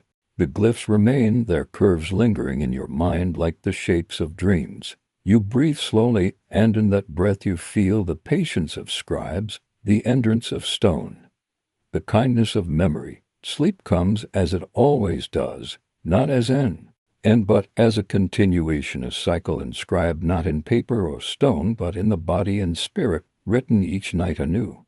The Mayan world was not only carved in stone but also in light. Temples were raised not simply to rise above the forest, but to catch the sun in its journey, to mark the quiet rhythm of solstice and equinox. To the Maya, the sun was not an ordinary lamp in the sky. It was a god, a traveler, a source of life whose path must be watched, measured, and honored. Their temples became instruments for the sky, turning architecture into astronomy, turning shadow into prophecy, turning sunrise into ritual. Imagine dawn breaking over the Yucatan. The jungle breathes mist upward, its trees heavy with dew. The eastern sky glows faintly, a gradient of pale blue and soft orange. Slowly, the first rim of the sun appears. And there, across a stone plaza, a pyramid waits. Its steps are steep, its edges sharp, its summit crowned by a shrine. As the sun climbs, a shadow forms, a serpent's body slithering down the stairway, its motion created not by living flesh but by the angled corners of stone. This is Chichen Itza, the temple of Kukulkan, where twice each year the equinox summons the god serpent to descend in light. The people gather in the plaza, heads tilted upward, watching as shadow and sunlight weave together a story of descent and return. The spectacle is not accident, it is design, precise and intentional. The Maya studied the heavens, tracked the movements of sun, moon, and planets. Their knowledge was not written in telescopes or equations but in patient observation, in centuries of watching, in the careful alignment of stone with horizon. Their temples became observatories. Each angle carried meaning, each stair a calendar, each corner a clock. Time was written in shadow, and ritual was performed in light. To sit in such a plaza today is to feel the patience of those who watched before you. The serpent shadow still comes, though fewer gather, though the chants have faded into the quiet of tourists' whispers. Yet the stones remain tuned. They still catch the sun, still play its light across their surfaces, still perform their silent theater twice each year. You do not need to know the math to feel the magic. The air itself seems to hush as the shadow creeps, scales forming one by one, until the serpent's body stretches across the stair. It is both illusion and truth, illusion in form, truth in design. Elsewhere in the Mayan world, other temples align with the solstice, with the zenith sun that passes directly overhead in the tropics, leaving no shadow at noon. Some structures align with Venus, bright and insistent in the morning sky. For the Maya, Venus was not merely a star but a warrior, its rising and setting marking moments of war, of omen, of ritual. The temples, carved in patience, tracked not only the sun's cycle but the planet's path, weaving it into human life. The sky was not above them, it was within them, a partner in every season, every harvest, every prayer. Consider the effect on daily life. Farmers planted not by chance, but by calendar. Their seeds pressed into soil when stars and sun aligned in favor. Rulers timed ceremonies to the heavens, drawing legitimacy from the sky's consent. Priests carried knowledge not only of gods but of planets, of eclipses, of the hidden rhythms that turned day into prophecy. The temples were their instruments, silent yet exact. Stone devices tuned to the great music of the cosmos. Now, centuries later, the temples still stand, their edges softened by moss, their steps cracked by rain, their shrines dark and empty. But the sun still rises, still falls, still casts the same shadows, still writes the same patterns across the stones. The forest hums with cicadas, birds call from branches, the wind stirs leaves, but the light remains constant. Each dawn repeats, each equinox returns, each solstice balances day and night as it always has. The temples do not forget. To rest here is to feel continuity. Your body breathes in rhythm with the sun's cycle, just as theirs once did. You feel the warmth of light on your skin, the coolness of shadow across your face, and in those contrasts, you sense the harmony the Maya sought. The sun teaches patience, rising not in haste but in certainty. The shadow teaches impermanence, moving across stone with grace, reminding that no moment lingers. Together they form a lullaby of time, return and change, constancy and motion. Evening comes, the serpent shadow long faded. The temple now glows in the low sun, its edges golden, its stones warm. The sky deepens to red, then purple, then a calm, dark blue. Stars appear slowly and Venus shines like a lantern in the west. The plaza grows quiet, the jungle hum becoming more pronounced as night creatures stir. You sit upon the stone, feeling its warmth fading as the air cools. The day has performed its ritual. The sun has spoken its word. The temple has caught it faithfully. You need nothing more. You close your eyes, and the image lingers. Light and shadow weaving across stone, a serpent descending in silence, the sky partnering with earth in eternal rhythm. Sleep comes like the shadow itself, soft, certain, unhurried, reminding you that every night is followed by dawn, every cycle by return, every breath by another. In the Mayan world, no plant was more sacred, more necessary, or more beloved than maize. Corn was not simply food, it was the essence of life itself, the flesh from which humanity was believed to be shaped. In their myth, the gods formed people first from mud, then from wood, but both failed. Only when they ground maize into dough, kneading it with water, shaping it with divine care, did they create humanity. Thus the Maya saw themselves as people of maize, each kernel a fragment of their very being, each harvest a renewal of creation. Step into the vision of a Mayan field, a milpa stretched beneath the hot sun. The soil is freshly turned, dark and rich. Farmers move in slow rhythm, planting kernels by hand, pressing them gently into the earth. Their movements are steady, deliberate, accompanied by soft words, perhaps prayers, perhaps songs. Children follow, scattering water, watching the ground as if expecting life to rise immediately. In the distance, the jungle hums. Overhead, the sun shines with patient heat, warming the soil, urging the kernels to wake. Days pass. Small green shoots emerge, fragile yet determined. They grow quickly, reaching upward, their leaves spreading like hands stretching to the sky.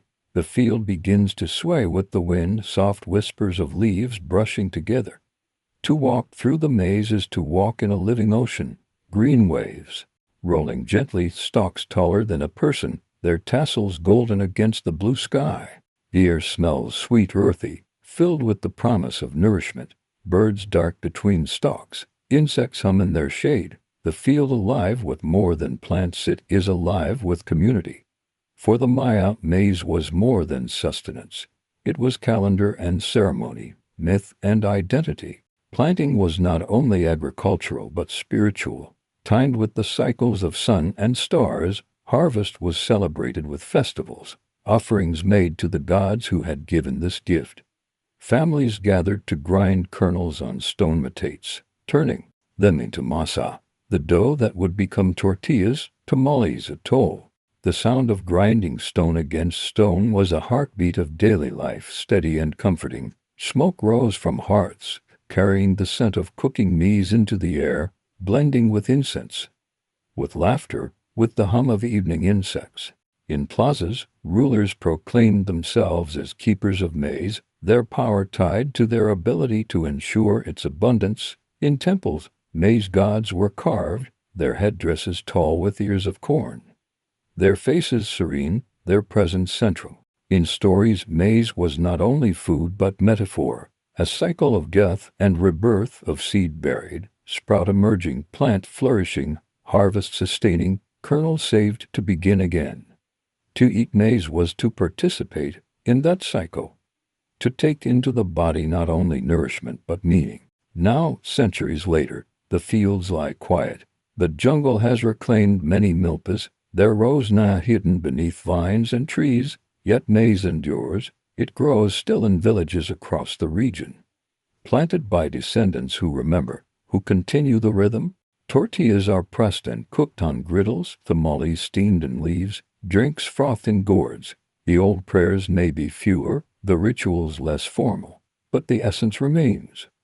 The people are still of maize, their lives still tied to its growth, its flavor, its story.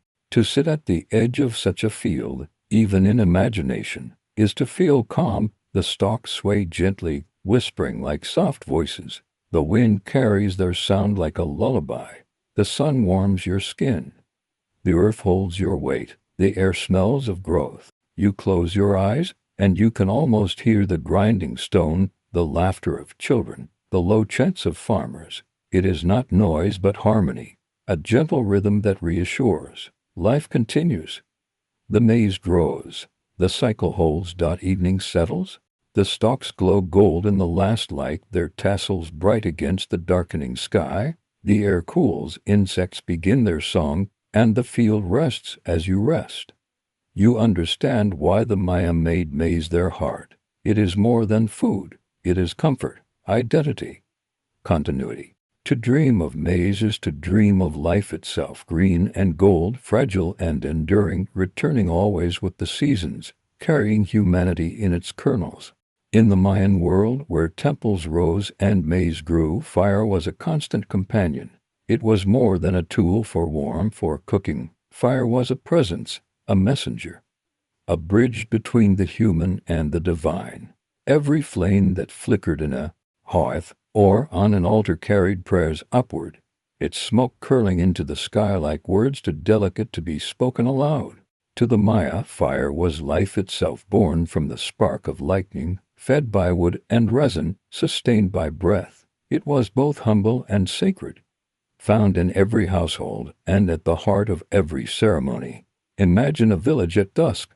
The day's heat softens, the jungle hums with crickets and frogs, and smoke rises in thin columns from dozens of hearths. Families gather around their fires, grinding maize into masa, shaping tortillas, cooking stews. The air is filled with the scent of roasted corn, beans simmering, cocktail warming. Children sit close, their faces lit by the orange glow, their shadows long against the ground. Stories are told here of ancestors, of gods, of animals that speak in dreams. The fire is a listener as much as a giver of light. Its crackle punctuates the voices, its sparks leap like exclamations. In its glow, The family feels whole, safe, bound together. Beyond the household, fire lived in ritual. In plazas, priests lit braziers filled with copal resin. The smoke rose thick and fragrant, a visible thread tying earth to sky. Offerings of food, jade, and blood were cast into flames, transforming into scent and ash, becoming gifts carried upward. During festivals, great torches blazed, their light turning night into a stage for dancers in feathered costumes, masks painted bright, drums pounding like hearts. The flames flickered on painted walls, making glyphs seem to move, stories alive in shadow. Fire was not simply present, it was the heart of ceremony, the breath of the gods made visible. At times of renewal, the Mayan extinguished all fires, plunging villages into darkness. Then, with ritual care, they kindled a new flame born from sparks created with sacred tools. From this central fire, households relit their hearths, carrying embers carefully, as if carrying the sun itself.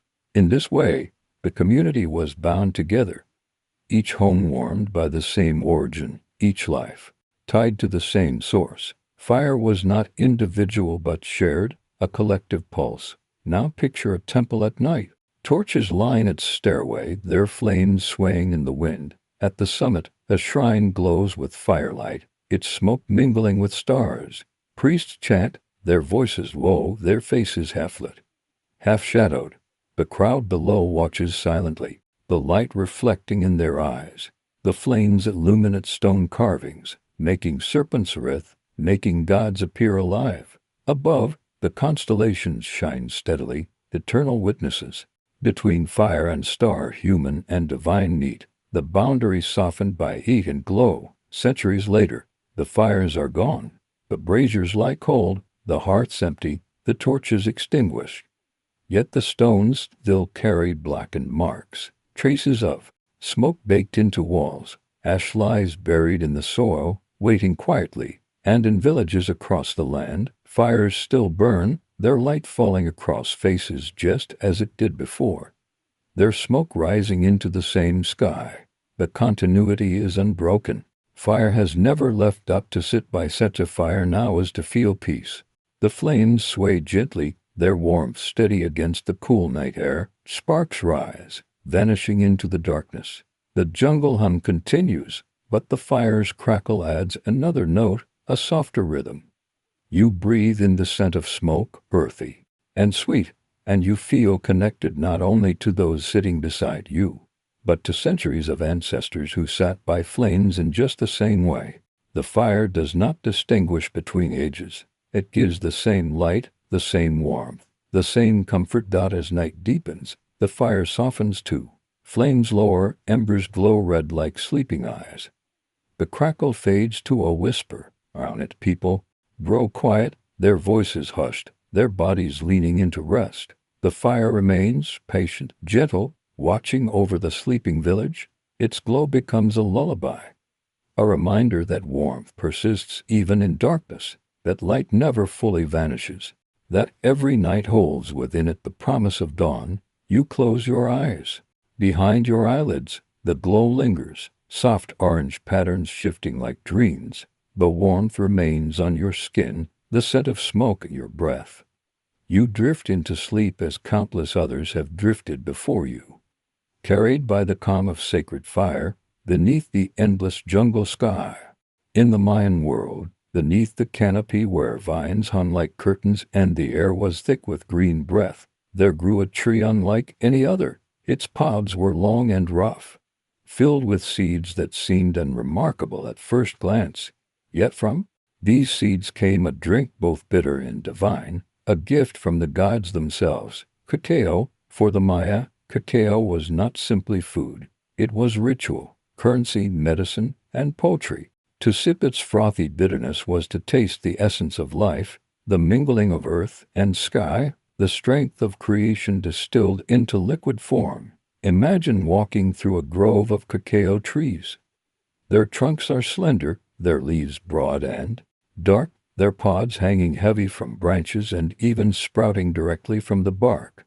The air here smells rich, damp, a little sweet, as if the earth itself is brewing. Farmers move among the trees, harvesting pods by hand, cutting them free with stone blades. They crack them open, revealing rows of white seeds wrapped in pulp. Children suck the pulp, enjoying its sweetness, while adults collect the seeds, knowing their true power lies hidden within. The process is slow, patient. Seeds are fermented, dried under the sun, roasted on clay griddles. The air fills with the scent, sharp, earthy, intoxicating. The roasted seeds are ground on stone metates. The rhythmic scrape of stone on stone, a song of transformation. The paste is mixed with water, whipped until foam rises. Sometimes it is flavored with chili, sometimes with honey, sometimes with maize. The result is a drink thick and bitter, froth high, poured from vessel to vessel until a cloud rests atop. The liquid, this was no casual refreshment. It was a sacred offering, a drink for ceremonies, for rulers, for warriors preparing for battle, for lovers sealing bonds. Picture a ruler in his palace, seated on a woven mat. Before him, servants bring painted ceramic vessels, each filled with cacao. The surface glitters with foam patterns swirling as it is set down. The ruler lifts the cup carefully, drinks deeply, and feels both the strength of the earth and the blessing of the gods. Around him, glyphs painted on walls tell of cacao's divine origin, that it was discovered in the underworld and brought to humans as a gift, that its bitterness carried wisdom, that its richness carried life. To drink cacao was to join in that myth, to participate in the sacred exchange. Cacao was more than ceremony, it was also wealth. The seeds, dried and counted, served as currency. A few beans might buy a tamale, a handful a rabbit, a small bag a cloak. Markets hummed with their exchange, each seed carrying value not only as food but as symbol. To hold cacao beans in the hand was to hold potential, a meal, a gift, a promise. Yet even in trade, their sacredness lingered. Currency and ceremony were not separate. They were layers of the same meaning, woven together in the bitter seed. Now, centuries later, the groves have changed, the rituals softened, the markets shifted, but cacao endures across the world. Its drink has transformed, sweetened, flavored, reshaped into new forms. Yet in every cup of chocolate, a whisper of the old remains, the bitterness of the seed, the froth of the foam, the sense that this is more than drink, it is memory. It carries the weight of ancient hands grinding, ancient lips sipping, ancient prayers rising with steam. To sit with cacao is to sit with warmth. Imagine yourself by a small fire, a clay cup in hand. The drink is thick, dark, bitter, with a hint of spice. Steam rises softly, carrying fragrance into the night air. Around you, the jungle hums with its steady song. Above, the stars shine with calm certainty. Each sip warms your body, slows your thoughts, connects you to centuries of others who sipped the same, who found in its taste a bridge between daily life and divine presence. Cacao teaches patience. It cannot be rushed from pod to cup. It demands fermentation, roasting, grinding, frothing, each step a ritual, each stage a transformation. To drink it is to taste not just a flavor but a process, a journey of seed becoming drink, of bitterness becoming comfort. It is a lesson in endurance, in the sweetness that waits beneath labor, in the richness that grows from time. Night deepens, the fire crackles, the cup warms your hands, the last sip lingers bitter on your tongue. You close your eyes and the taste becomes memory, a thread linking you to the past. You are not alone. Round you, across centuries, countless others have sipped, prayed, dreamed, slept. The cacao lulls you as it lulled them, carrying you gently into the night. The Mayan world cannot be separated from the jungle. Cities rose in stone, but the forest was always close, always waiting, always breathing. When people moved on, when plazas fell silent, the jungle stepped forward, not in conquest, but in embrace. Roots coiled around stairways, vines descended across walls, moss softened sharp carvings, trees lifted roofs away and planted their trunks within temples. What to some eyes might seem destruction, to others is a kind of care, a slow folding, of human effort back into the larger rhythm of Earth. Imagine stepping into a clearing where a pyramid once stood tall, its steps sharp, its shrine bright with paint. Now the structure remains, but its edges blur. Ceiba trees tower beside it, their buttress roots spreading wide, pressing gently against limestone blocks. Vines hang like curtains across the stairway, swaying with each breeze. Ferns sprout from cracks, filling spaces once swept clean. Birds nest where banners once flew. The jungle has not forgotten it, has remembered differently, writing its own story upon the old.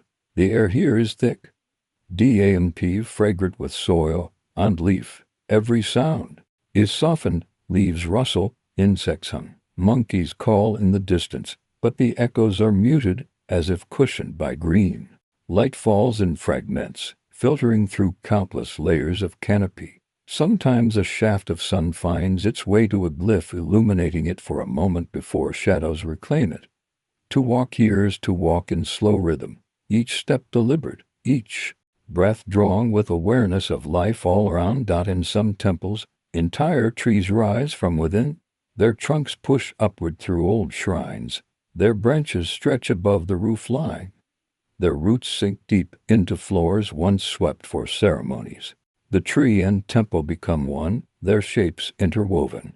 It is difficult to know where stone ends and wood begins. This union is not accident, it is the patience of centuries. Rain falls, roots find cracks, seeds settle, growth persists. Stone holds, wood pushes, both remain. Together they create a new architecture, part human, part nature, wholly serene. To the Maya, the jungle was never enemy. It was home, it was resource, it was spirit. They cleared fields, but always within cycles, allowing land to rest, allowing growth to return. The ceiba tree, immense and straight, was seen as sacred, a world tree connecting underworld, earth, and sky. Its roots spread into Xibalba, its trunk held the human realm. Its branches lifted into the heavens. To walk among such trees was to walk among gods, and when the ceiba and its kin grew into temples, perhaps it was not intrusion but fulfillment, the forest reclaiming what was always its own, turning human effort into part of the greater whole. Now, centuries later, visitors marvel at this union, temples covered in roots, stairways hidden beneath green walls swallowed by trunks. Some find it eerie, others find it beautiful. But to sit quietly before such a sight is to feel calm. The jungle does not rush, it works in decades and centuries, in the slow language of growth. What was once sharp becomes soft. What was once separate becomes one. The forest teaches patience, teaches acceptance, teaches that nothing is truly lost, it is only transformed, embraced, held in new ways. Imagine yourself sitting at the base of such a temple. Above you, roots cascade like rivers frozen in descent, twisting across stone, diving into earth. Leaves tremble gently overhead, their movement creating patterns of shifting light. Birds call, their voices echoing off the walls. A butterfly drifts past, landing briefly on a glyph, its wings flickering like living paint. You feel the air cool and moist against your skin. You breathe deeply, and the scent of earth and moss fills you with ease. The jungle is not silent. It hums, it pulses, it breathes, but its sound is steady, soothing, without urgency. It is a lullaby of nature, played across leaves and branches. In its embrace, the temples are not ruins but resting places. They are not broken, they are carried. For the forest has wrapped them in roots like blankets, keeping them company through the centuries. Evening comes, the air grows cooler, the calls of birds shift to the deeper tones of frogs and insects. Shadows lengthen, and the last rays of sun turn roots golden, then red, then fading into dusk. Fireflies begin to glow, tiny lanterns floating between trunks, their light brief but bright. The jungle becomes a different temple, one lit not by torches but by stars and insects. The old stones rest in this glow, as calm as they have ever been. You close your eyes. You feel roots around you, branches above, stone beneath. You are cradled in the same embrace that has held temples for centuries. The jungle does not let go, it holds gently, patiently, endlessly. In that embrace, sleep comes easily like moss, growing quietly across stone like vines weaving themselves across time. In the heart of the Mayan imagination stood a tree, the ceiba, tall, straight, immense. It was no ordinary tree but a world tree, a bridge that tied together the three realms, the roots deep in the underworld of Xibalba, the trunk anchoring the earth of human life, the branches stretching into the sky where gods and stars dwell. To the Maya, the ceiba was both real and symbolic. Its living presence in the forest was sacred, but its meaning stretched beyond the physical. It was the axis of existence, the steady pillar on which life turned, a reminder that all realms are one, connected by the slow patience of growth. Imagine standing before such a tree. Its trunk is vast, its buttress roots flaring out like walls taller than a person. The bark is pale, smooth in places, rough in others, scarred by years, yet resilient. Branches spread outward like a canopy of arms, their leaves catching the sun and creating shade that cools the ground beneath. The air is hushed in its presence. Birds nest high in its crown, their calls echoing faintly. Monkeys swing among its limbs, their movement light compared to the tree's immovable weight. To stand here is to feel small, but not diminished. You feel instead sheltered, as if the tree accepts you into its circle of care. The ceiba appears, not only in forest but in story. Myths tell of its cosmic role, how its roots curl into the 9 layers of the underworld, how its trunk stands firm upon the earth, how its branches reach into the 13 heavens. At its base, spirits of the dead wander. Along its trunk, humans live their brief, bright lives. In its branches, gods watch and weave. It is a living map, a model of the cosmos expressed in wood and leaf. Ceremonies were held beneath its shade, offerings made at its roots, prayers whispered to its crown. The ceiba was not just a tree, it was a temple without walls, an altar without stone. Villages often grew around these trees, their plazas marked by ceibas standing at the center. People gathered in their shade to trade, to speak, to celebrate. Children played at their roots, weaving gains among the buttresses. Elders leaned against the trunks, their words slow as the tree's growth. Priests pointed to its branches when speaking of heavens, to its roots when reminding of the underworld. The tree tied community together just as it tied the cosmos. Now imagine night falling around such a ceiba. The jungle hums, stars begin to appear above, and the tree stands as silhouette, dark trunk, darker branches, a black lace against the silver sky. Fireflies drift around its roots, sparks of light echoing stars. The air is cool, still, heavy with scent of leaves and damp earth. To sit here is to feel time dissolve. The tree has stood for centuries, perhaps millennia. It has witnessed births and deaths, droughts and rains, festivals and silences. It holds all of it within its rings, patient and unhurried. The ceiba teaches continuity. It reminds that life is layered, that endings are beginnings, that death feeds growth, that growth feeds life. Its roots are deep, but they do not pull downward. In despair they anchor. Its trunk is steady, but not rigid. It bends with storms, yields with wind, yet never breaks. Its branches are broad, but not selfish. They shelter, they share light. They invite birds and insects and vines to dwell. To live like the ceiba is to live in balance, offering stability without hardness, openness without loss. Today, many ceibas still stand, rising from plazas, from roadsides, from forests. People still gather beneath them, still whisper prayers, still recognize their sacredness. Travelers pause, drawn by their size, by their aura, by the sense that they are more than trees. And indeed, they are. They are living symbols of patience, of connection, of the quiet power of growth. To close your eyes beneath a ceiba is to feel safe. Its trunk against your back is solid, grounding. Its leaves overhead whisper gently, lulling. Its presence enfolds you in continuity. reminding you that you are part of a larger whole. As you breathe slowly, you feel roots beneath you, branches above you, stars beyond you, all tied together by this single pillar. The Seba is the world made visible, the cosmos in wood and leaf, and in its embrace, sleep comes easily, like resting in the arms of eternity. In the plazas of the Mayan world, among the pyramids, temples, and ballcourts, stood tall stones shaped into narrow pillars. These were the stelae, monuments not of conquest alone, but of time, of lineage, of memory made permanent. Each one carried carved glyphs, portraits of rulers, records of ceremonies, all meant to endure beyond the life of a single person.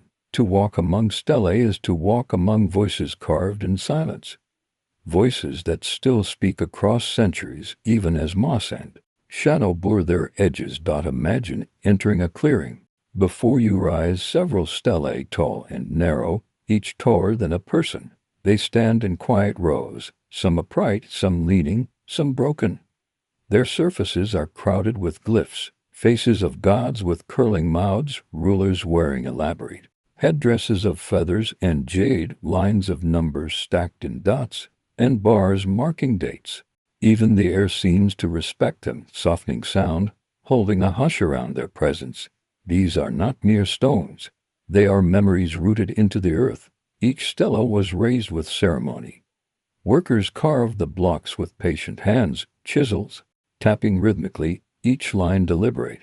Priests oversaw the process, ensuring accuracy, for a single glyph could carry enormous weight. When complete, the stela was set into the ground, often paired with an altar before it. Here rulers would stand, speaking to their people, aligning themselves with ancestors and gods, grounding their power in stone as much as in voice.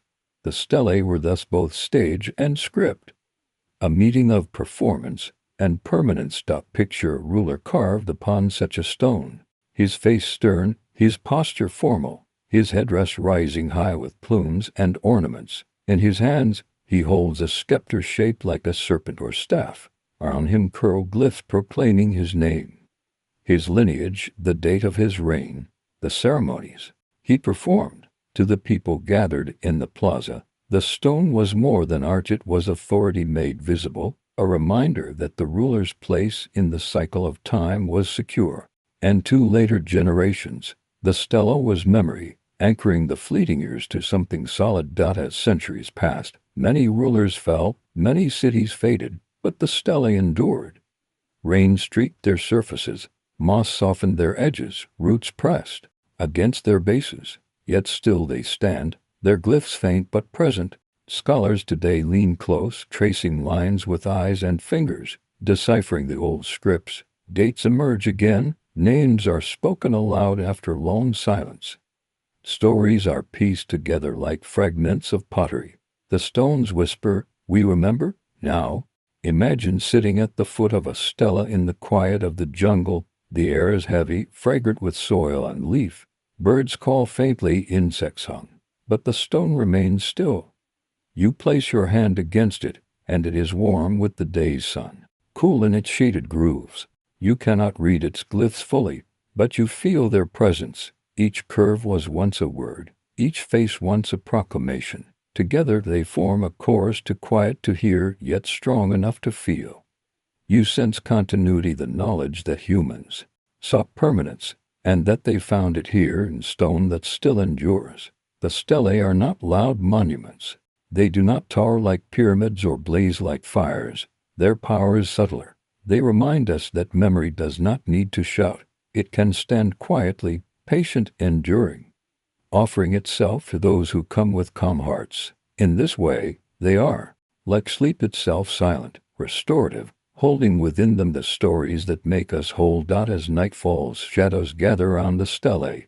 The jungle grows darker, the air cooler. The sounds shift from birds to frogs. The stones become silhouettes, their carved faces fading into blackness. Yet the moon rises, and its light spills across them, silvering their surfaces, catching faint glyphs. For a moment, it seems as though the stones glow, their carvings alive again.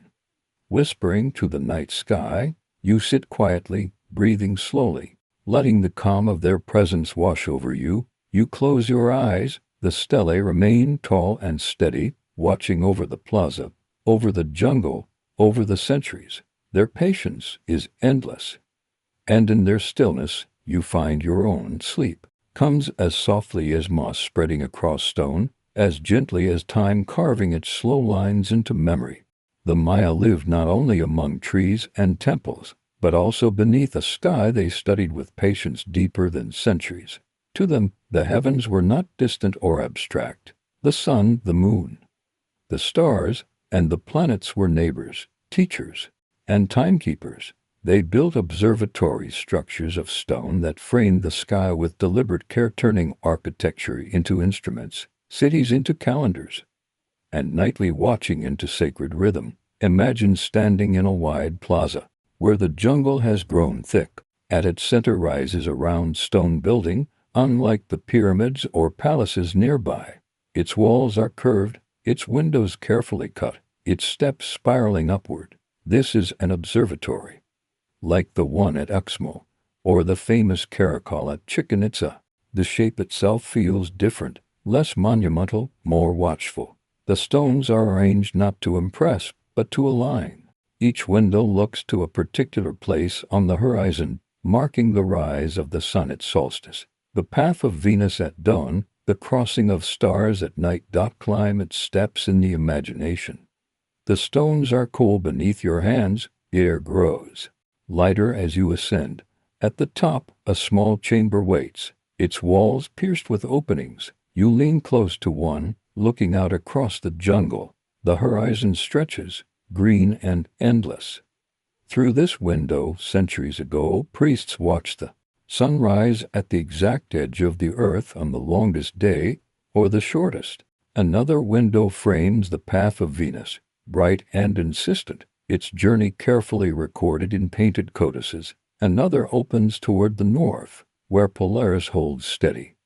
The building is less temple than instrument, less shrine than calendar, though it is also both. For the Maya, astronomy was not separate from ritual. To track the heavens was to understand the gods' intentions, to align human life with cosmic order.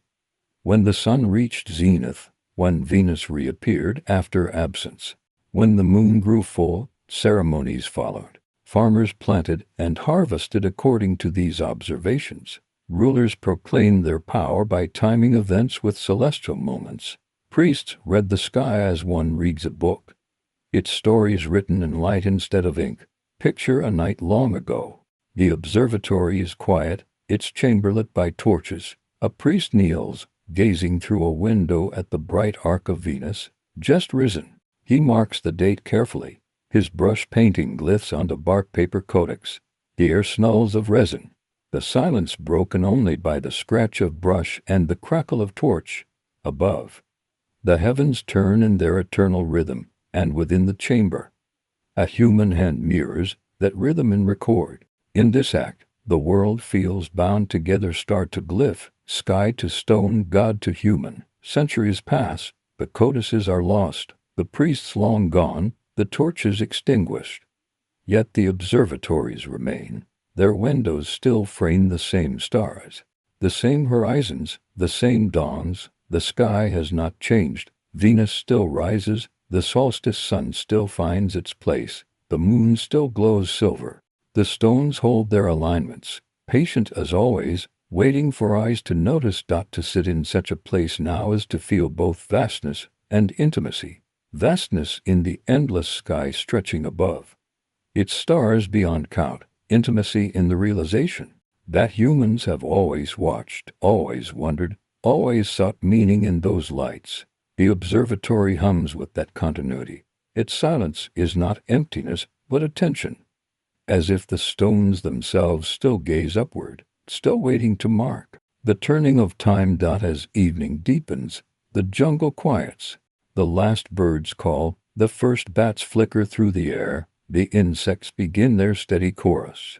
The sky grows darker, stars emerge one by one. You sit at the top of the observatory, leaning against warm stone, watching as constellations reveal themselves. The air cools, The breeze brushes gently, and you feel at peace.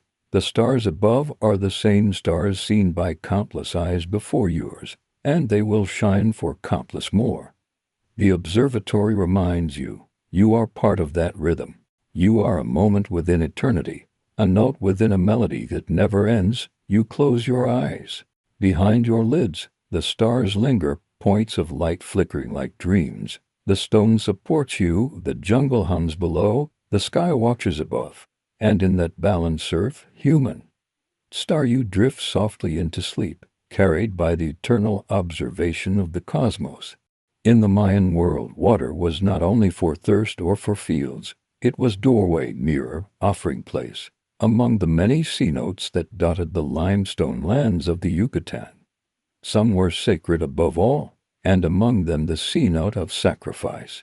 At Chichen Itza became most renowned. To look into its waters, even now, is to feel a hush deeper than silence, a gravity that pulls not only the gaze, but the spirit downward.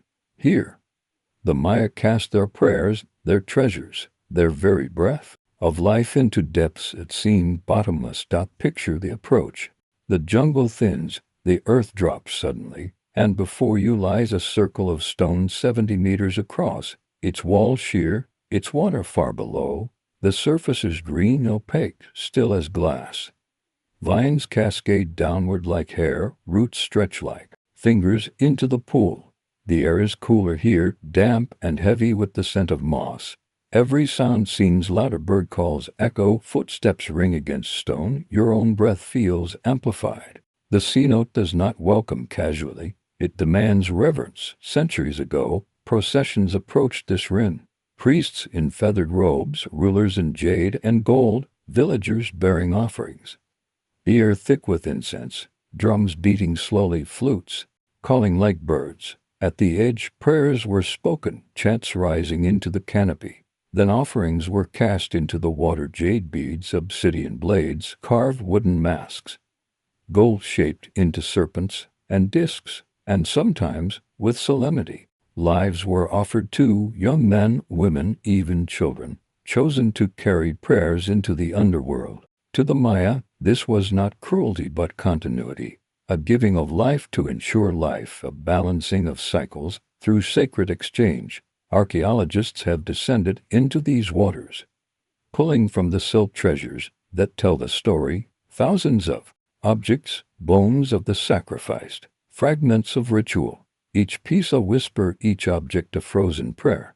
The cenote has kept them safe in its stillness, as if guarding secrets until time was ready to hear again. Now, centuries later, the surface lies calm, no chants rise, no drums sound, no offerings fall. The jungle leans close, vines sway gently, birds call overhead, yet the sense of presence remains. To stand at the rim is to feel the weight of countless ceremonies, countless hopes cast downward. The water reflects the sky faintly, a green mirror of clouds and leaves, but beneath that reflection lies silence deeper than sound. Sit for a moment at the edge. The stone is cool beneath you, the breeze soft across your skin. You gaze into the depths, and the water gazes back, its stillness unbroken. You imagine the treasures lying beneath, jade glowing softly, gold dulled by time, bones resting quietly. They are not grim to the imagination. They are serene offerings laid with care. Prayers folded into water like petals. The cenote has accepted them, held them, kept them safe. As evening comes, the light shifts. The water turns darker, shadows lengthen along the ren.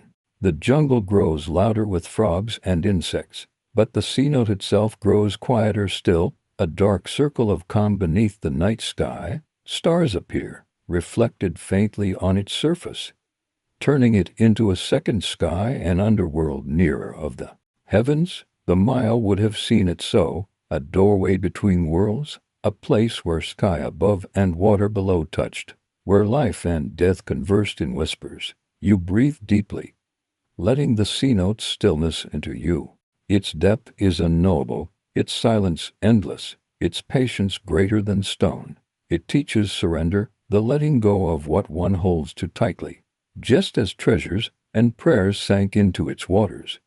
So too can worries sink, so too can rest be found in the letting go. Sleep, like sacrifice, is a surrender, not an end, but a gift to the cycle, a trust in return. You close your eyes, the cenote remains calm and endless, a green mirror beneath the jungle. Its waters hold centuries of silence, and now they hold you too, gently, peacefully, carrying you downward into dreams. When we think of the Maya, we imagine pyramids rising toward the sky or plazas echoing with ceremony. Yet within their cities stood another kind of building, palaces.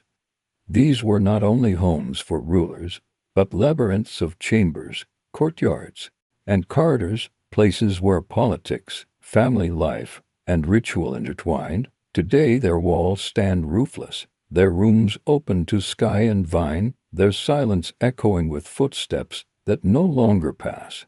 And yet, when you enter a palace ruin, you feel it still, the hush of power once exercised, the warmth of life once lived. Imagine a great palace at its height. Its walls are plastered white, gleaming in the sun. Red and blue paint brightens lintels and murals. Courtyards are wide, paved with stone, shaded by colonnades. Within them, nobles walk slowly, their garments of woven cotton embroidered with jade beads. Servants carry vessels of cacao, platters of tamales, baskets of fruit. Musicians play flutes softly in corners, their notes weaving like birdsong. Children chase one another through the chambers, their laughter echoing against stone. And at the center sits the ruler, not alone but surrounded by council, by family, by scribes recording words in glyphs. The palace is not a fortress. Its walls are not tall for defense, but wide for inclusion. Rooms open into rooms, chambers into courtyards, corridors winding into private shrines. Here decisions are made, alliances forged, disputes settled, marriages arranged. Here rituals are performed, offerings made at altars within, bloodletting ceremonies carried out in small, darkened rooms where rulers opened their veins to speak with ancestors. The palace is both home and temple, both hearth and stage. Its stones remember every layer of human presence, the hush of night conversations, the murmur of prayers, the shuffle of sandals, the scrape of grinding maize, the laughter of feasts. Now, walk through the ruins, roofs have fallen, walls are broken, murals faded, vines crawl across doorways, trees rise from courtyards, moss softens the stone benches where rulers once sat. Yet the shape remains. You can still trace the courtyards, still walk through the corridors, still stand in the chambers that once held whispers of power. The silence is not emptiness, it is full, heavy, patient. The air carries memory like incense smoke that lingers long after flame is gone. Sit within a chamber, its walls high enough to echo your breath. Sunlight falls in stripes through broken roof beams. The stone beneath you is cool, rough, steady. You imagine the room once filled with people, scribes bending over codices, nobles speaking softly, servants carrying cups. Now it is filled with stillness. A lizard scurries across the floor, a bird calls faintly outside, the breeze moves through vines like curtains. The palace is no longer alive in the old sense, yet it lives still as a vessel of memory. The Maya did not separate life from ritual. In palaces, as in temples, ceremonies wove through daily existence. A ruler might consult with advisors in the morning, then move to a shrine within the palace to burn incense and offer blood. A feast might follow in the evening, where guests reclined on stone benches and shared food, music, and story. The same walls that heard laughter also heard prayers. The same courtyards that hosted games also hosted ceremonies. Life was not divided, it was layered, every act infused with meaning. As evening falls in the palace ruins, shadows stretch across the courtyards. The walls glow faintly in the last light, then fade into darkness. Stars appear above, framed by broken roofs, by vines that reach upward. The air cools, insects hum, frogs call. You sit within the chamber, the palace around you, both shelter and open sky. You realize that the rulers are gone, the nobles silent, the scribes' glyphs unread, yet the stone remembers. It holds their presence in ways no scroll could. The palace teaches that power, like all things, fades, yet life remains. The courtyards still exist, the walls still stand, the stones still wait. And within them, new life grows roots, moss, vines, insects, birds. The palace is no longer a place of kings, but of balance, where human and nature share space. To rest here is to feel that balance, to understand that time does not erase, but transforms. You close your eyes, the walls rise around you like arms, the night sky spreads above like a roof. The palace breathes softly, and you breathe with it. In that shared rhythm sleep comes, gentle as vines weaving over stone, certain as stars rising in their places. The Maya built not only temples, palaces, and ballcourts, but also roads straight, gleaming avenues called sakbiab, white roads. These were more than simple paths. They were arteries of the world, tying plazas to villages, temples to markets, sacred sites to one another. To walk along a sakbi is to feel a connection not only between places, but between times. Even now, many lie hidden beneath the jungle, yet when uncovered, they gleam pale against the dark soil, as if moonlight itself had been woven into stone. Imagine stepping onto such a road. It stretches straight ahead, unbending, unyielding, cutting through forest with purpose. Its surface is made of limestone plaster, white and smooth, glowing under the sun, gleaming beneath the moon. On either side, the jungle presses close walls of green, alive with rustle and hum, yet upon the road, the way is clear, deliberate, almost ceremonial. To walk upon it is to feel guided, as if every step participates in a greater rhythm. In ancient times, travelers moved along these roads carrying goods and news. Merchants walked with bundles of cacao, salt, obsidian, and feathers. Farmers brought maize, beans, squash. Messengers ran swiftly, their feet slapping the plaster, carrying words from one city to another. Pilgrims moved slowly, heading towards sacred cenotes or distant temples, their steps steady as prayers.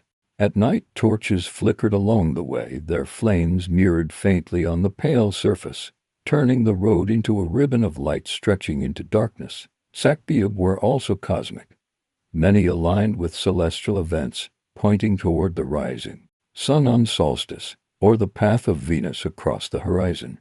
To walk such a road was to walk not only across earth, but across time, across myth. The road itself became ritual, each step a syllable in a prayer, each journey an offering.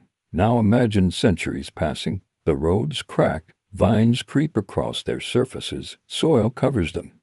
The jungle reclaims, roots push upward, leaves fall thick, yet beneath it all, the roads remain, still white, still straight, still waiting. Archaeologists clear the soil, and once more they gleam, as if untouched by time.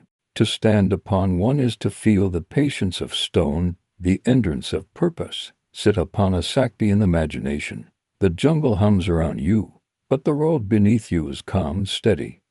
It is warm from the sun, smooth beneath your hand. You close your eyes and footsteps return. You hear the murmur of traders, the laughter of children, the patter of runners. You smell smoke from distant hearths, cacao carried in baskets, salt wrapped in leaves.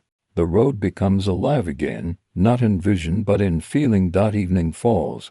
The white surface glows faintly in the twilight, reflecting the last rays of sun. Fireflies drift along its edges. Small torches of the forest, the road stretches into shadow unbroken, leading toward plazas unseen. You sit quietly, breathing slowly, and the road feels endless, eternal, both past and present at once. The sakbi teaches direction. It reminds that paths can endure, that connections are not erased by silence. Even when overgrown, the way remains. To walk it is to walk with ancestors, to share their journeys, to move not only through space, but through memory. And in that walk, you find calm, steady as stone, white as moonlight, endless as the jungle night. The Maya did not leave their world only in stone. They painted it in color murals spread across palace walls, temple chambers, and hidden stairways. Those centuries of rain and sun have faded them. Though moss and vines creep over plaster, enough remains to remind us that these cities once glowed with brightness. Red, blue, yellow, green, each color chosen with meaning, each line drawn with patience. To step into a chamber with surviving murals is to step into another layer of memory, one not carved but painted, not heavy but delicate, fragile yet enduring. Imagine entering such a chamber. The air is cool, the light dim. The walls curve inward, their plaster surfaces worn but still alive with faint seams. You see processions of figures, their garments bright, their faces solemn. You see birds painted in flight, feathers spread wide, captured mid-motion. You see gods rising in clouds of blue, maize sprouting green from their hands. The paint is not fresh, yet it glows softly, as if holding its own light. The silence in the chamber feels thick, as though the walls themselves are speaking in color rather than words. The pigments came from earth itself, red from hematite, yellow from clay, black from charcoal, blue from a rare mixture of indigo and clay that created the famous Maya blue, so resistant that even centuries cannot fully erase it. Brushes were made from animal hair, pigments mixed with water, bound with plant resins. Painters worked carefully, layer upon layer, transforming blank walls into stories. Their art was not idle decoration but sacred narrative, embedding myths and histories into daily space. At Bonampak, murals still astonish. They're on plastered walls of a temple. Scenes of ceremony and battle unfold. Musicians blow trumpets, drummers strike, dancers move in long lines, nobles wear feathered cloaks, their jewelry glittering. Prisoners kneel, their faces marked with pain. Blood flows, yet so too do banners, incense, and song. The walls contain an entire world alive with detail. To stand before them is to feel the hum of a moment caught forever in paint. Elsewhere, murals told gentler stories. Farmers planting, women grinding maize, children playing in courtyards. Scenes of daily life woven with scenes of gods and myth, as though the two were inseparable. In Maya thought, they were. The divine lived not above but within the ordinary, shining through in every harvest, every storm, every fire. The murals made this visible, reminding all who entered that life itself was sacred. Now most murals are faded, rain has worn them, sun has bleached them, roots have cracked plaster. Yet fragments remain, faces half seen, feathers bright against dull walls, glyphs curling faintly. Archaeologists shield them with care, covering chambers, controlling light, preserving what little survives, and yet, even in fragments, their presence soothes. The colors, though faint, glow softly in the dimness, like embers of an old fire still alive. Sit within such a chamber. The air is still, heavy with age. Your breath seems too loud, your footsteps too sharp. You sit quietly, and the murals surround you. You do not need to understand every figure, every scene. It is enough to feel their presence, to know that hands once painted them, that eyes once gazed upon them, that prayers once rose here as color. The silence becomes gentle, the colors calm, the walls themselves like a lullaby written in pigment. Evening approaches. Outside, the jungle shifts, birds calling their last notes, insects beginning their chorus. Inside, the murals grow dim, shadows creeping across their surfaces. Yet in torchlight, or in the imagination of torchlight, they glow again, the reds bright, the blues deep, the golds warm. For a moment, the chamber feels alive with sound, with movement, with story. Then the light fades, and the colors retreat once more into silence. You close your eyes.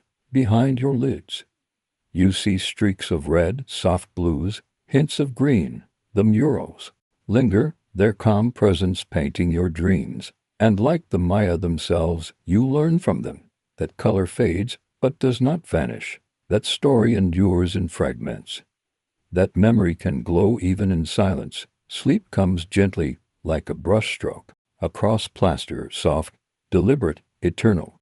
The Maya did not only raise temples for the sun, they lifted stone for the moon as well, for its glow was no less sacred, no less steady.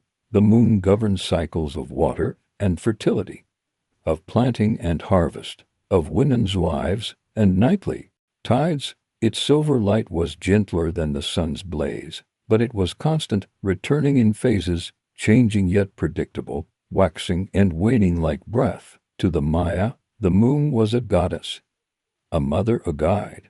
Her temples rose not in rivalry with the sun, but in harmony, completing the rhythm of heaven. Imagine a temple at dusk. The sun has just fallen, leaving the sky painted in purple and gold. Slowly, the first curve of moon appears, thin and delicate. The jungle grows quiet, its sounds shifting to deeper tones. From the temple steps, you look upward, and the pale arc brightens, silver against darkening blue. The shrine atop the pyramid glows softly in its light. Priests gather here with offerings, their torches flickering low, as if to honor the moon's gentleness with quieter flame. Incense curls upward, meeting silver beams, blending smoke with light. Inside the temple chamber, murals once depicted the moon's goddess, sometimes young and radiant, sometimes older and maternal, always tied to water and fertility. In her hand she holds vessels of liquid, pouring rivers from the sky, nourishing the earth below. Sometimes she is shown with rabbits, creatures tied to the moon's surface by ancient stories. To enter this chamber was to enter her presence, to ask for balance in cycles, for health, for safe childbirth, for steady rains. Outside, the plaza fills with soft glow. Unlike the fierce spectacle of solar rituals, moon ceremonies were calm. Songs rose gently, flutes playing notes that drifted like silver threads through the night. Women carried bowls of water, reflecting the moon's face upon their surfaces. Children gazed upward, tracing the changing shapes, learning early the phases that would guide their planting, their festivals, their lives. The moon was not distant, it was companion, teacher, and protector, watching each night without fail. Now, centuries later, the moon still rises above these temples. The stones are worn, the shrines empty, but the silver light remains. It spills across stairways, glimmers on moss, casts shadows of vines across glyphs. The jungle hums below, frogs calling, insects singing, but the moon's light silences nothing. It softens everything, turning even sharp edges into calm forms. To sit in such a place is to feel held in quiet, to feel the vast sky folding gently around you. The moon teaches change without fear, waxing and waning. It shows that fullness and emptiness are not opposites but stages of the same cycle. It reminds that nothing stays the same, but nothing is lost either. Each phase returns, each absence followed by presence, each darkness by light. The Maya understood this, and their temples embodied it. Stones aligned not only to the sun but to the moon's path, chambers positioned to catch its glow at certain nights, plazas designed to echo its rhythm. Sit upon a moonlit step in your mind. The stone is cool beneath you, the air damp and fragrant with night flowers. The moon glows above, casting silver across the canopy. You hear water dripping softly into a nearby pool, frogs croaking like drums, insects singing steady notes. You breathe slowly and the light fills you, calm and soft. The temple around you feels alive, not with people but with presence, as though the moon herself leans close, her glow brushing against your face. As the night deepens, the moon climbs higher, brighter. The shadows lengthen, then soften, then vanish into silver. The stars scatter around it, 1,000 small companions. The jungle rests, the stones rest, and you to rest. Wrapped in the calm of lunar glow, sleep comes gently, like the waning of light, like the soft return of darkness, like the moon's eternal rhythm. In the Maya world, few celestial bodies were watched with more care than Venus, bright, steady, sometimes blazing at dawn, sometimes at dusk. Venus was not only a planet but a god of great power. To the Maya, its rising and setting marked omens, guided wars, set dates for ritual. It was the morning star that pierced the horizon before the sun, the evening star that lingered after sunset, the companion and rival of day and night alike. Temples were raised to track it, codices filled with its cycles, myths told of its journeys. To gaze upon Venus was to gaze upon order, prophecy, and divine rhythm. Imagine a temple built to catch its rising, its stairway faces east aligned with the horizon. At dawn, the sky glows pale blue, the stars fade, but one remains bright, sharp, unblinking. Venus rises before the sun, its light reflected faintly on the limestone steps. Priests gather at the summit, their faces painted, their headdresses feathered.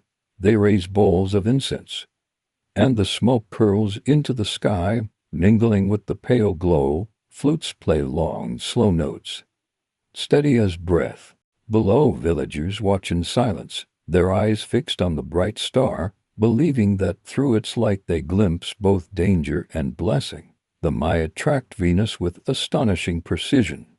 They recorded its cycle of 584 days, noting its appearances as morning star, its disappearances, its return as evening star. They aligned rituals with these cycles, wars declared when Venus rose, peace treaties sealed when it set, ceremonies timed to its shifting face. For them, Venus was not only a star but a warrior. Its light a blade, its brilliance a command. Yet in its constancy they also found reassurance. Each cycle repeated, each return certain, each disappearance temporary. Now imagine the observatory chamber where scribes painted these cycles into codices. By torchlight, they drew glyphs of Venus, marked tables of days, wove prophecy into numbers. Their brushes dipped into black and red pigments, their hands steady, their minds tuned to the heavens. Outside, the night sky gleamed, Venus bright against darkness. Inside, the codex grew page by page, a mirror of the sky, a map of time. Centuries later, many codices are gone, burned or lost, yet the stones still align, the temples still face the horizon, and Venus still rises. Each morning, it appears again, faithful as breath. To stand before such a temple at dawn is to feel the same. How the Maya once felt. The jungle hums around you, birds stir in branches, mist curls from the earth, but your eyes are fixed eastward, on the sharp glow above the horizon. It is only a star, some say, only a planet, only light, but to the heart it feels like more. It feels like promise, like guidance, like continuity. Sit upon the temple steps in imagination. The stone is cool beneath you, damp with night's breath. The sky lightens slowly, purple giving way to gold. Venus blazes still, holding its place, its glow unyielding even as dawn rises. You breathe slowly, and in that breath you feel cycles, turning not just of stars, but of yourself, your days, your seasons. Venus reminds you that even after vanishing, light returns.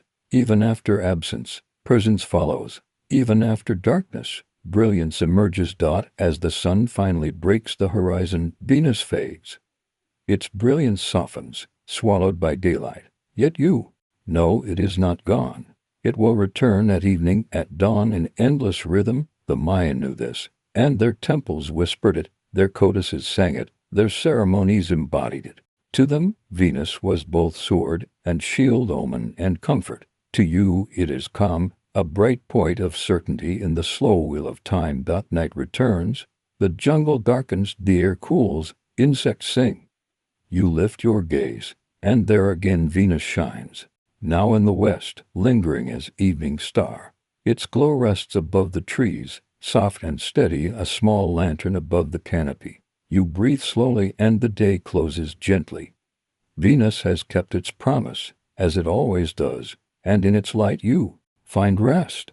In the Mayan world, animals were never just animals. They were messengers, symbols, embodiments of divine forces. Among them, none carried more weight in myth and ritual than the jaguar, silent, powerful, moving like shadow through the jungle. The jaguar was the lord of the night, the hunter of the underworld, the companion of kings and gods. Its spotted coat mirrored the stars, its golden eyes glowed like fire, its presence filled stories with awe. Temples were built in its honor, carvings marked with its form.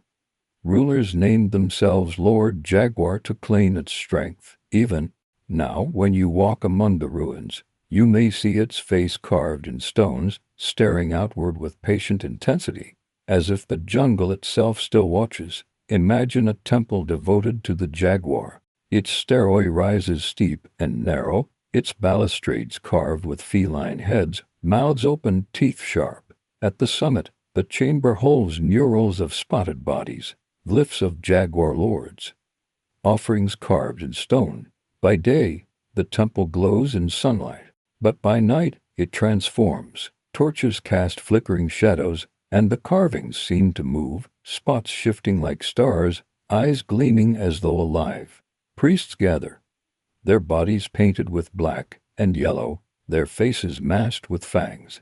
Drums beat slow and deep, like the heartbeat of the earth. The jungle hum quiets, as if listening. The ceremony begins not in frenzy, but in reverence, honoring the silent strength of the predator that prowls unseen. To the Maya, the jaguar was more than animal.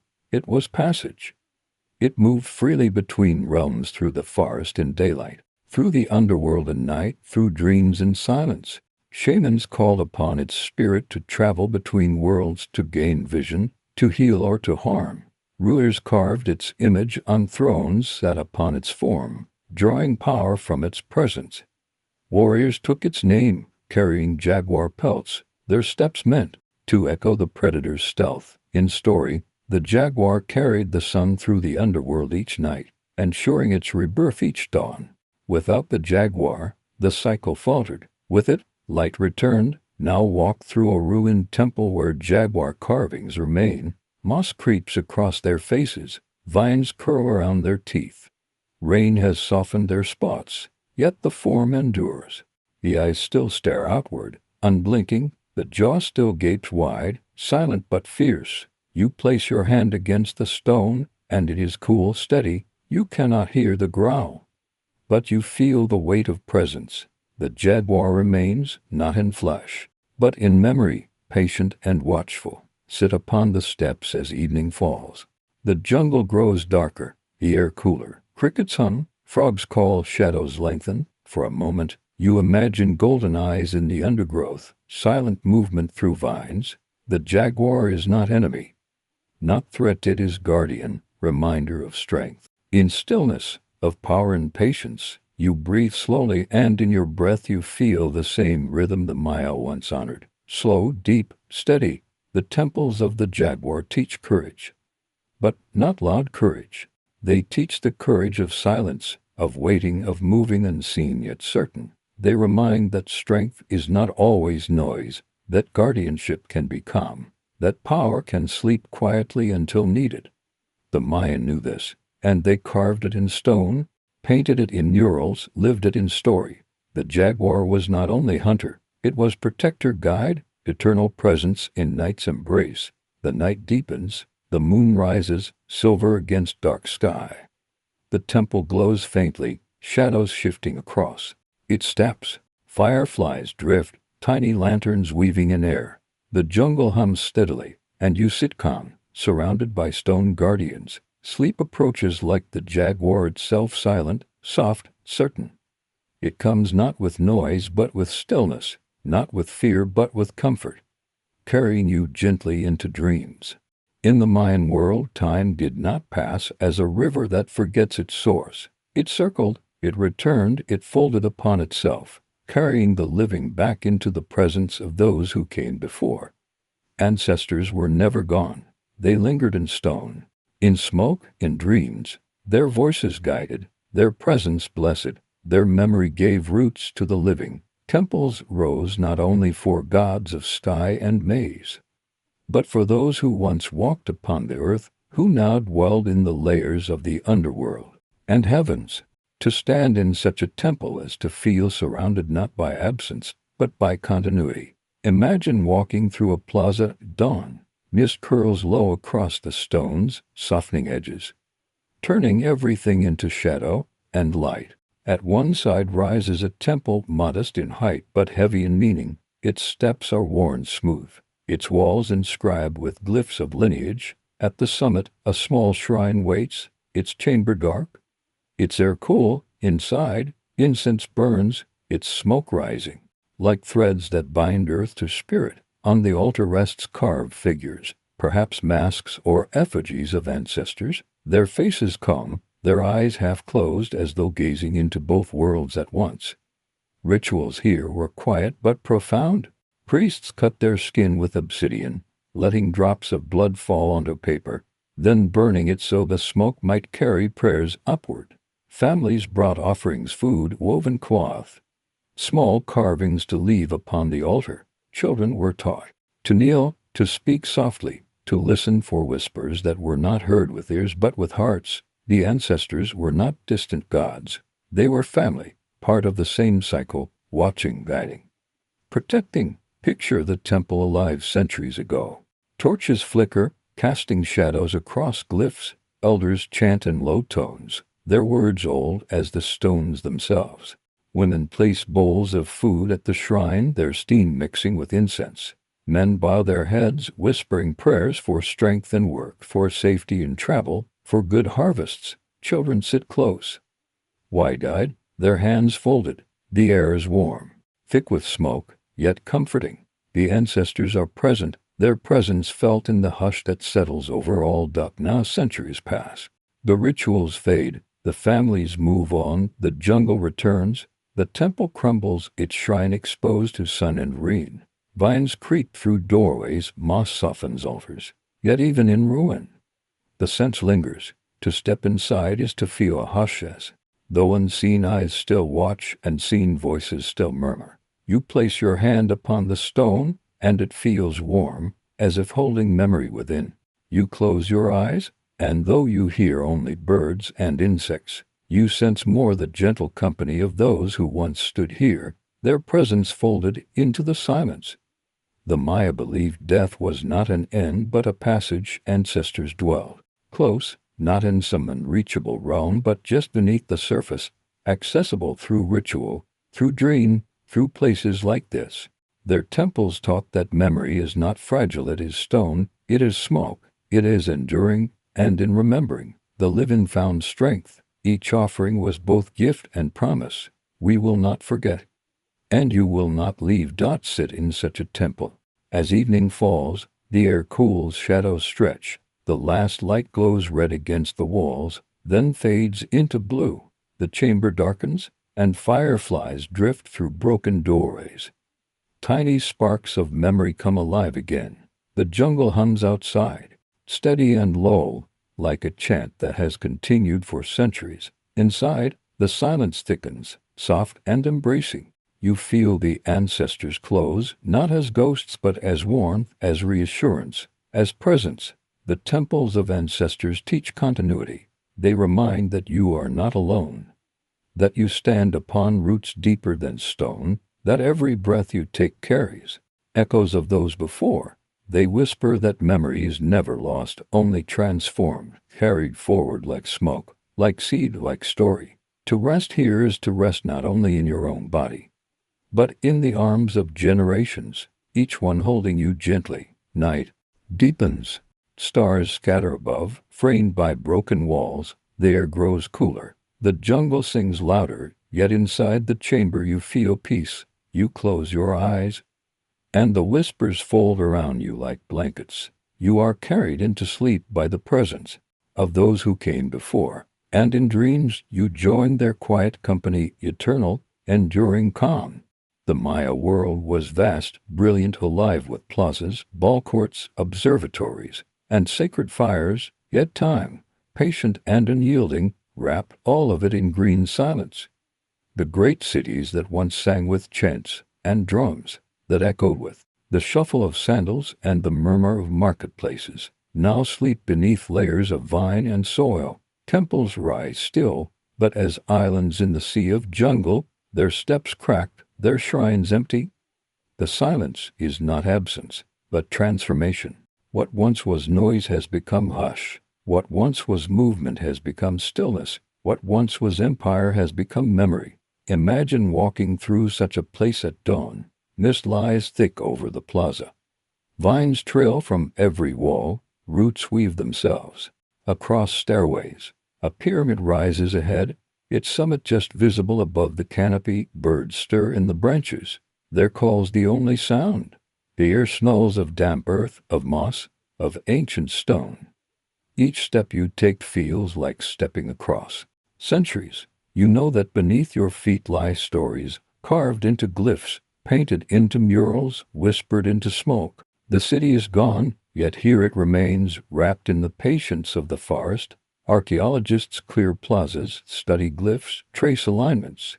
They piece together fragments, finding meaning in shards of pottery, in bones, in collapsed walls.